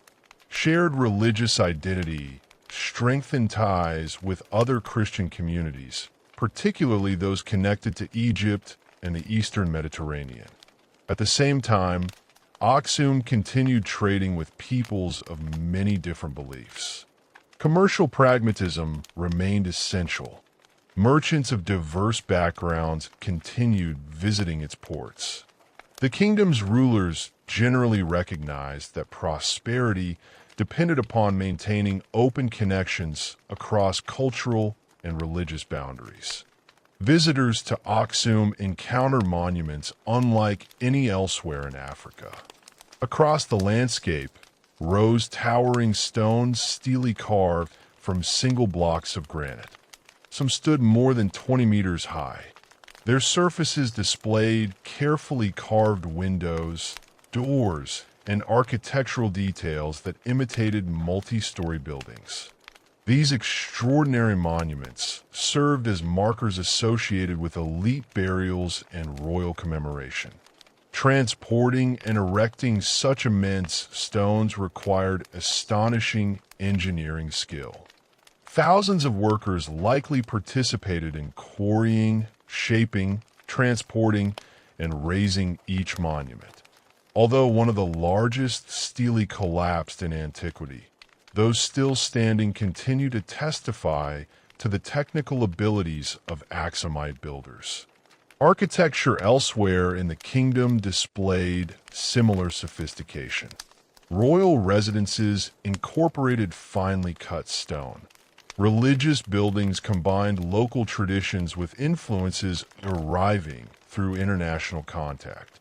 Urban planning reflected careful organization rather than unplanned growth. The kingdom projected an image of stability and confidence. Military strength supported these achievements. Control over trade routes required protection. Royal armies campaigned into neighboring regions when necessary.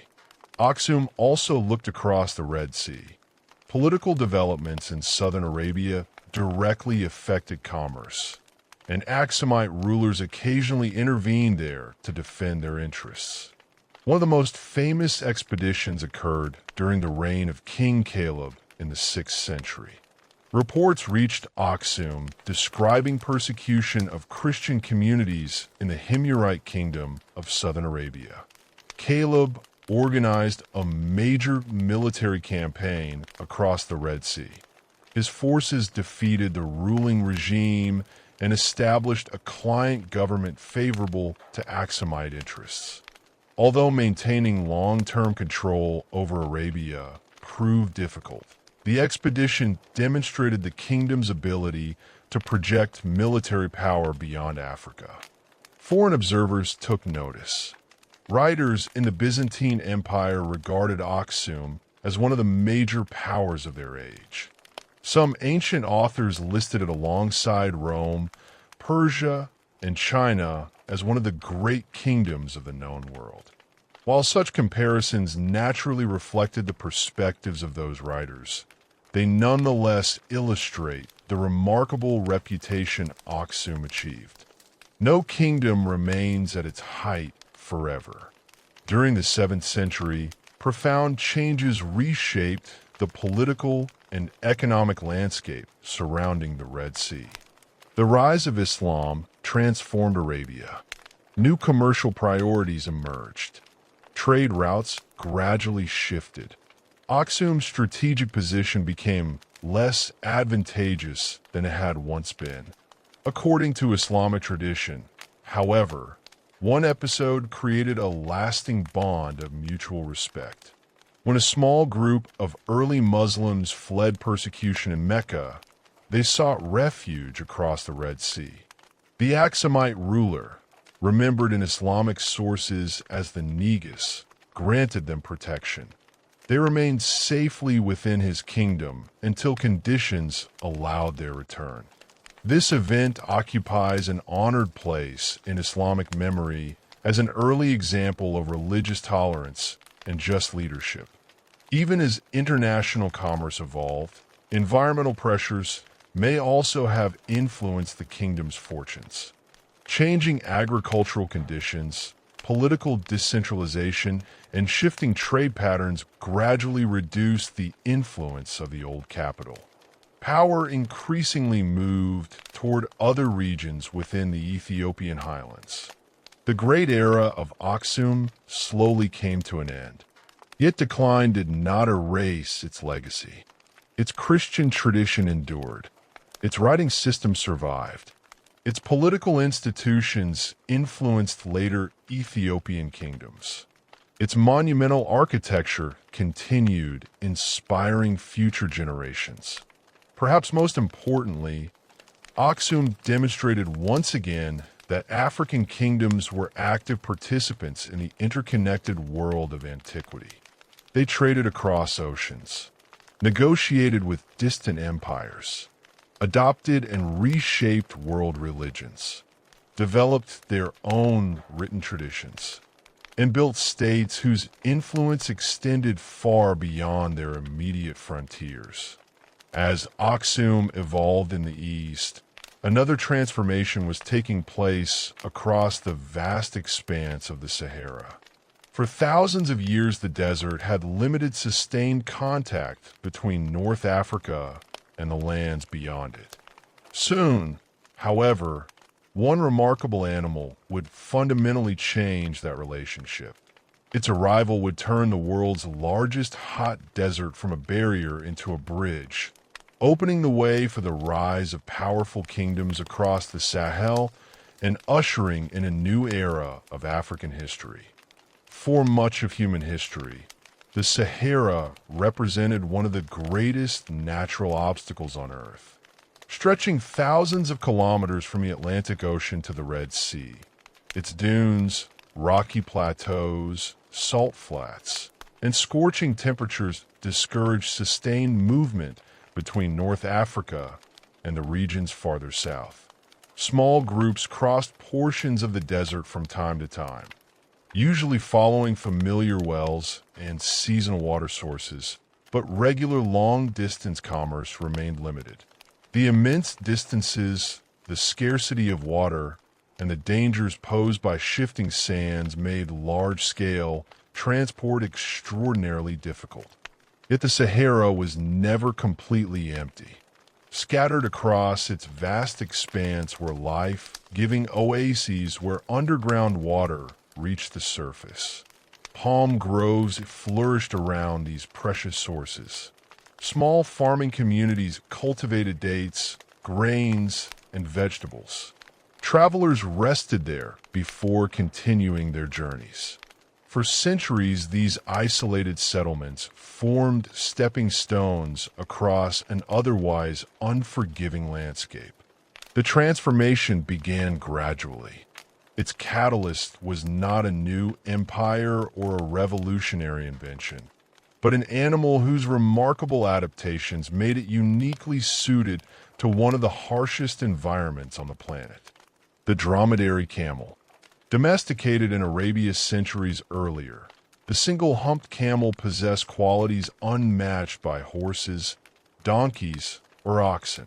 It could travel for days with little water. It carried heavy loads across soft sand, where wheeled vehicles were useless. Broad feet prevented it from sinking into dunes. Thick eyelashes and closable nostrils protected it during sandstorms. Its body conserved moisture with extraordinary efficiency, allowing it to survive conditions that would quickly exhaust other animals. By the early centuries of the Common Era, camels had spread across North Africa. Berber communities living along the northern edge of the Sahara quickly recognized their potential. Generations of experience living near the desert gave these communities an intimate understanding of its landscapes. They knew where wells could be found. They understood seasonal weather patterns. They learned how to organize increasingly ambitious caravan expeditions. The camel multiplied those advantages. Journeys that had once required enormous risk became more predictable. Trade increased. Routes expanded. Over time, a web of caravan roads stretched across the desert, linking Mediterranean cities with the kingdoms and markets of the Sahel. These routes were not paved highways. They shifted according to climate, politics, and access to water. Even experienced guides remained alert for changing conditions. A missed well could prove fatal. A sudden sandstorm could erase familiar landmarks. Despite these dangers, caravans continued to grow in both size and frequency. Some consisted of only a few dozen camels. Others included hundreds. The largest caravans, described by later medieval writers, numbered in the thousands, carrying merchants, guards, guides, interpreters, scholars, and laborers across the desert together. Life within a caravan demanded careful organization. Every stage of the journey required planning. Water supplies were calculated with precision. Loads had to be balanced so that each camel carried an appropriate weight. Departure times often took advantage of cooler hours before sunrise or after sunset. Experienced guides memorized stars, distant hills, rock formations, and subtle changes in the landscape that allowed them to navigate where outsiders saw only endless sand. The goods moving across these routes reshaped economies on both sides of the desert. Perhaps none proved more important than salt. Today, salt is inexpensive and widely available, but in the medieval world, it was indispensable. It preserved food long before refrigeration existed. It maintained health in hot climates where people lost minerals through perspiration. Livestock required it. Entire communities depended upon reliable access to this seemingly ordinary mineral. Deep within the Sahara lay enormous deposits left behind by ancient inland seas. At places such as Tagaza and later Tadeni, miners extracted large slabs of salt from beneath the desert floor. The work was punishing. Temperatures soared during the day. Water remained scarce. Yet the value of salt justified the effort. Caravans loaded these massive blocks onto camels and carried them south toward the Sahel. Moving in the opposite direction came another commodity that fascinated merchants throughout the Mediterranean and beyond: gold. West Africa possessed some of the richest gold deposits known to the medieval world.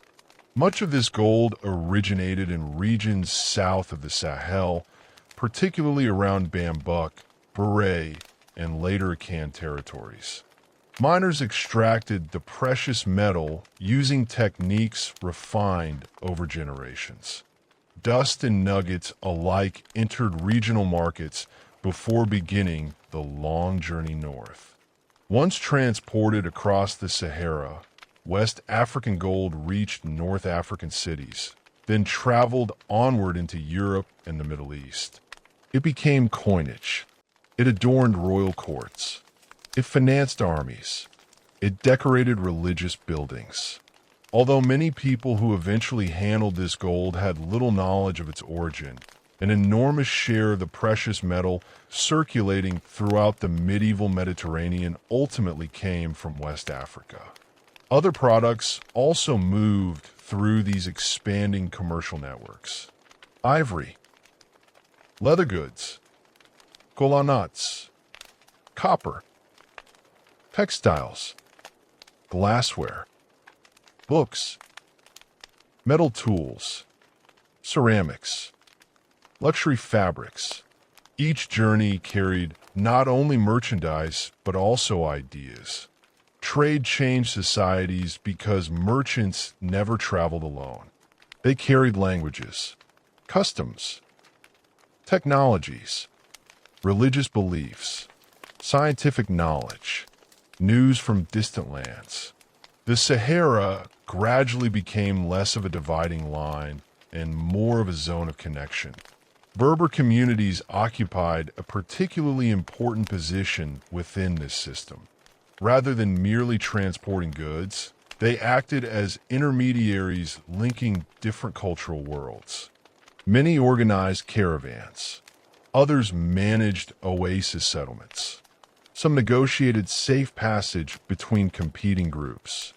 Their knowledge of the desert became an economic resource as valuable as any physical commodity. Political influence often followed commercial success. Communities controlling major oasis towns accumulated wealth through taxation and protection. Leaders who guaranteed safe travel attracted merchants eager for security.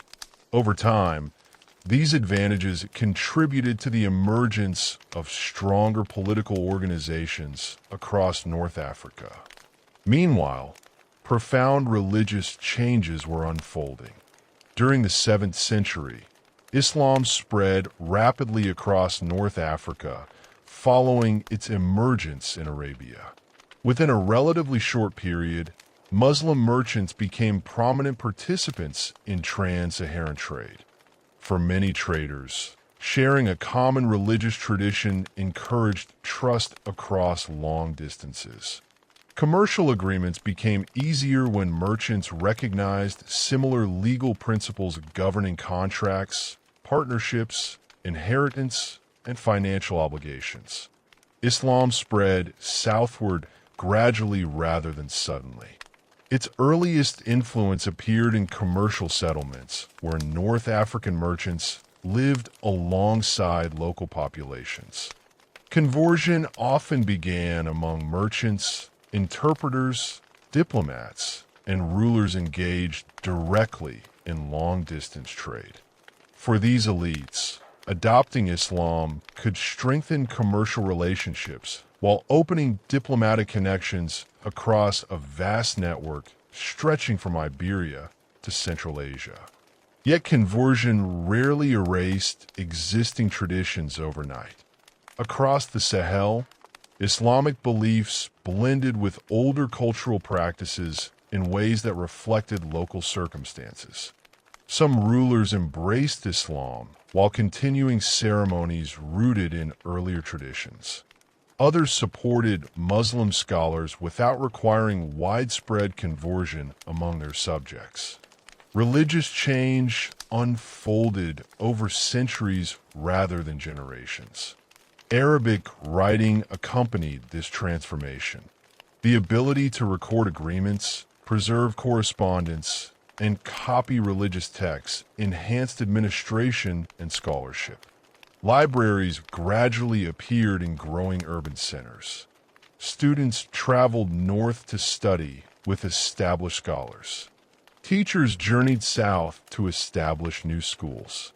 Knowledge moved alongside commerce. The impact of horses deserves attention as well. Camels dominated the desert itself. But south of the Sahara, the open grasslands of the Sahel favored mounted cavalry. Merchants brought horses from North Africa in increasing numbers.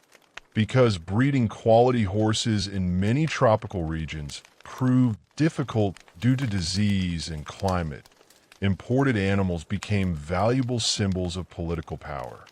Rulers capable of maintaining cavalry gained significant military advantages over neighboring rivals.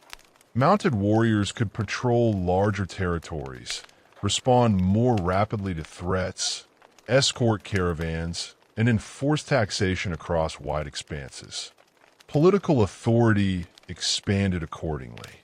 The relationship between trade and state formation became increasingly clear. Control over a major market meant revenue. Revenue supported armies. Armies protected commerce. Protected commerce attracted additional merchants. Prosperity financed larger administrations. Successful administrations encouraged further stability. This cycle helped transform regional chiefdoms into organized kingdoms. Among the peoples who benefited most from these developments were the Sonic. Living in the western Sahel, between the Senegal and upper Niger River systems, Sonic communities had long practiced farming, herding, and regional trade. As trans-Saharan commerce expanded, their strategic location became an extraordinary advantage. Caravans moving between the Sahara and the gold-producing regions farther south naturally passed through territories under Sonic influence. Gradually, local leaders consolidated authority over neighboring communities. Tribute flowed toward emerging centers of power. Military strength increased. Commercial taxation enriched the ruling elite. By around the 8th century of the Common Era, Arab geographers began describing a kingdom they called Ghana. Its own people knew it as Wagadu. Although later generations often confused the medieval kingdom with the modern nation of Ghana, they occupied different regions. The ancient kingdom lay primarily within parts of present-day southeastern Mauritania and western Mali. Its influence would extend far beyond those borders. Wagadu did not become wealthy simply because it possessed gold. Much of the richest gold lay outside its direct control. Its true strength came from its position between the gold fields and the Sahara. Merchants carrying gold northward passed through its territory. Caravans bringing salt southward did the same. The kingdom taxed this exchange, protected the routes, provided political stability. In doing so, it transformed geography into lasting prosperity. The age of the great Sahelian empires had begun.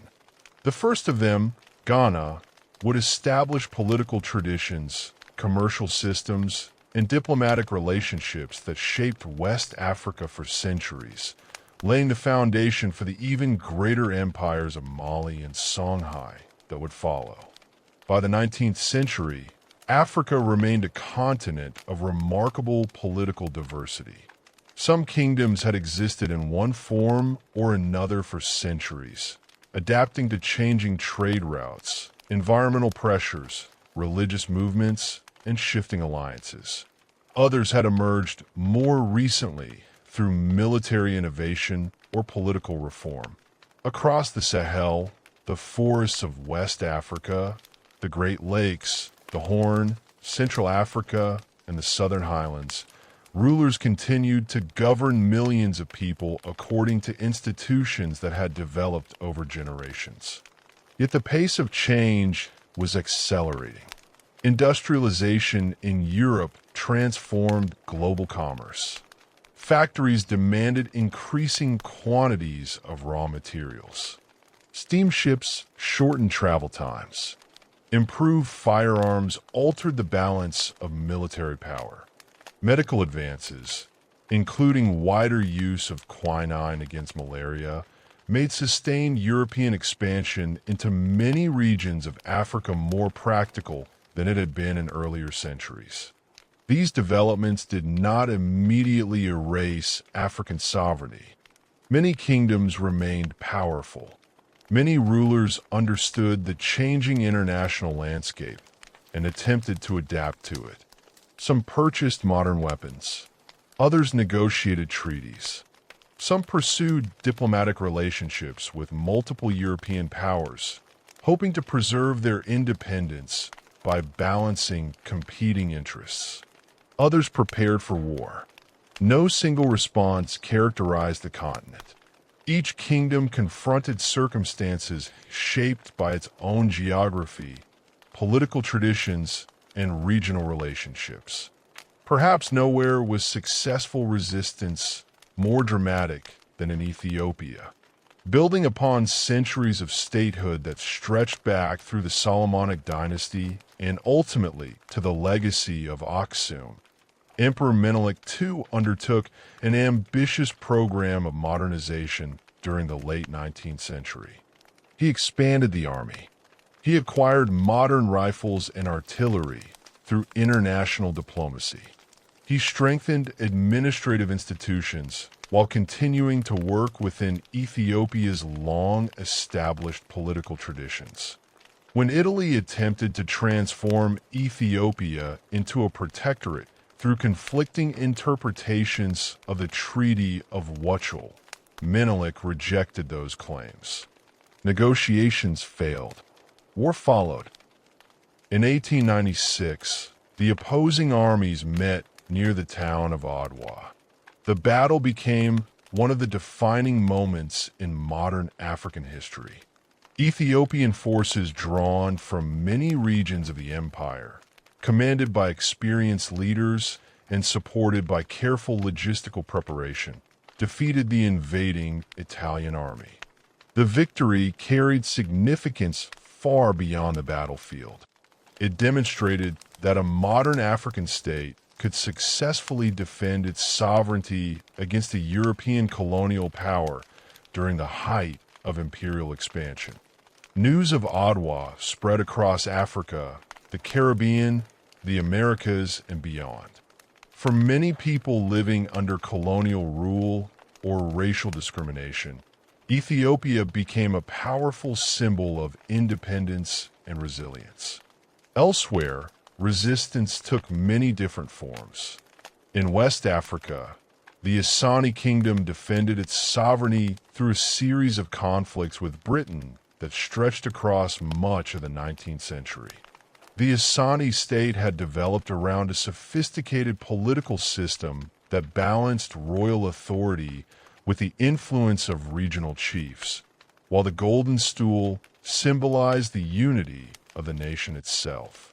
When British officials attempted to assert greater control over Asani territory, conflict became increasingly difficult to avoid. One of the most remembered episodes came in 1900, with the Assanahene in exile Queen Mother Yassanawa assumed a leadership role that few British officials had anticipated. She urged resistance rather than surrender. Her determination inspired a prolonged defense that entered both national history and wider African memory. Although British forces ultimately prevailed, Yassanawa's leadership became an enduring example of courage during one of the most difficult periods in the kingdom's history. Across the western Sudan, Samori Touré confronted French expansion with remarkable persistence. Having built the Wassoulou Empire during the late 19th century, he understood that military organization alone would not be enough. He sought modern firearms. He reorganized his forces. When necessary, he withdrew strategically rather than allowing his army to be trapped in decisive engagements. For years, he conducted a mobile campaign that forced French commanders to devote enormous resources to their advance. Eventually, he was captured in 1898, but the length and determination of his resistance demonstrated the capacity of African states to adapt creatively to new military realities.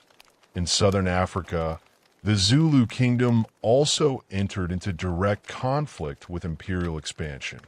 The military reforms initiated under Shaka decades earlier had produced one of the most disciplined armies on the continent. When war with Britain broke out in 1879, few European observers expected the outcome of the opening campaign. At Isandlwana, Zulu forces achieved a stunning victory against a modern British army. The defeat shocked the British Empire. Although reinforcements eventually overwhelmed the kingdom and brought the conflict to an end, Isandlwana remained a reminder that technological advantages alone did not guarantee victory. Elsewhere, diplomacy proved as important as warfare. The Kingdom of Buganda negotiated agreements that preserved aspects of its monarchy under British rule. Morocco retained its royal institution despite the pressures of European imperialism. Traditional rulers across many regions adjusted to changing political circumstances, sometimes accepting reduced authority in order to preserve cultural continuity for future generations. Colonial rule transformed Africa in profound ways. Boundaries drawn by European governments often ignored existing political landscapes. Kingdoms that had once traded freely with neighboring states found themselves divided by new frontiers. Administrative systems changed. Economic priorities shifted toward exports demanded by colonial markets. Railways connected mines and ports rather than older commercial networks. Many monarchs lost formal political authority. Some were removed entirely. Others remained as local administrators operating under colonial supervision. Yet institutions built over centuries proved remarkably resilient. Royal lineages survived. Ceremonies continued. Oral historians preserved genealogies stretching back through generations. Sacred sites remained places of memory. Festivals marking ancient traditions adapted rather than disappeared. When movements for independence gathered strength during the 20th century, many drew inspiration from the continent's earlier political history. National leaders often reminded their citizens that Africa possessed long traditions of statecraft before colonial rule. The achievements of Mali, Songhai, Benin, Ethiopia, Great Zimbabwe, Congo, Asante, Uganda, and many others challenged outdated assumptions that complex political organization had arrived only from outside the continent. After independence, newly established governments adopted different approaches toward traditional monarchies. Some republics abolished formal royal authority while continuing to recognize the cultural importance of historic dynasties. Elsewhere, monarchies survived within constitutional frameworks. In Morocco, the monarchy remains a central institution of the modern state. In Lesotho, the king serves as constitutional monarch. In Eswatini, the monarchy continues to play an active political role. Across countries such as Ghana, Uganda, South Africa, Nigeria, and others, traditional rulers often retain important cultural responsibilities even where they no longer exercise sovereign political power. Their influence may include mediating local disputes, preserving customary law, protecting sacred sites, promoting education, supporting community development, and maintaining historical traditions passed from one generation to the next. Archaeology has also transformed our understanding of Africa's past. Excavations continue to uncover forgotten cities. Ancient manuscripts preserved in places such as Timbuktu have revealed centuries of scholarship in law, astronomy, mathematics, medicine, philosophy, and literature. The stone architecture of Great Zimbabwe, the bronze sculptures of Benin and Ife, the pyramids of Nubia, the churches of Lalibela, the monuments of Aksum, and countless other discoveries continue expanding our knowledge of the continent's history. Many artifacts removed during the colonial era have become the subject of international discussions concerning preservation, ownership, and repatriation. Museums, universities, governments, and local communities increasingly collaborate to study and protect this shared heritage. Historical research itself continues evolving. New archaeological techniques, improved dating methods, satellite imagery, environmental studies, and the careful comparison of oral traditions with written sources allow historians to reconstruct the past with greater precision than ever before. Rather than telling a single story, modern scholarship emphasizes the extraordinary diversity of African experience. No single kingdom represents the continent. No single language, religion, political system, or economy defines its history. Instead, Africa's past is best understood as a mosaic of interconnected societies. Some built their wealth upon river commerce. Others mastered desert trade. Some dominated maritime networks. Others relied upon agriculture, pastoralism, mining, or craftsmanship. Some expanded through conquest. Others through diplomacy. Many combined both. Across thousands of years, these kingdoms demonstrated remarkable creativity in responding to changing environments and changing worlds. They survived periods of drought. They adapted to shifting trade routes. They welcomed new technologies while preserving older traditions. They encountered Christianity, Islam, and many indigenous belief systems, often blending ideas in distinctive local forms. They produced literature, architecture, sculpture, music, legal traditions, and systems of governance that continue to shape African societies today. The story that began in the green landscapes of the ancient Sahara did not move in a straight line. It flowed through the floodplains of the Nile, across the caravan roads of the Sahara, into the libraries of Timbuktu, along the coral-built cities of the Swahili coast, through the stone walls of Great Zimbabwe, across the royal courts of Benin and Congo, into the mountain fortresses of Ethiopia, across the grasslands of the Zulu kingdom. Each chapter was connected, yet each remained unique. Together, they form one of the world's longest and most diverse historical traditions. The kingdoms of Africa were never isolated footnotes to someone else's history. They were active participants in shaping regional and global civilizations. Their merchants connected continents.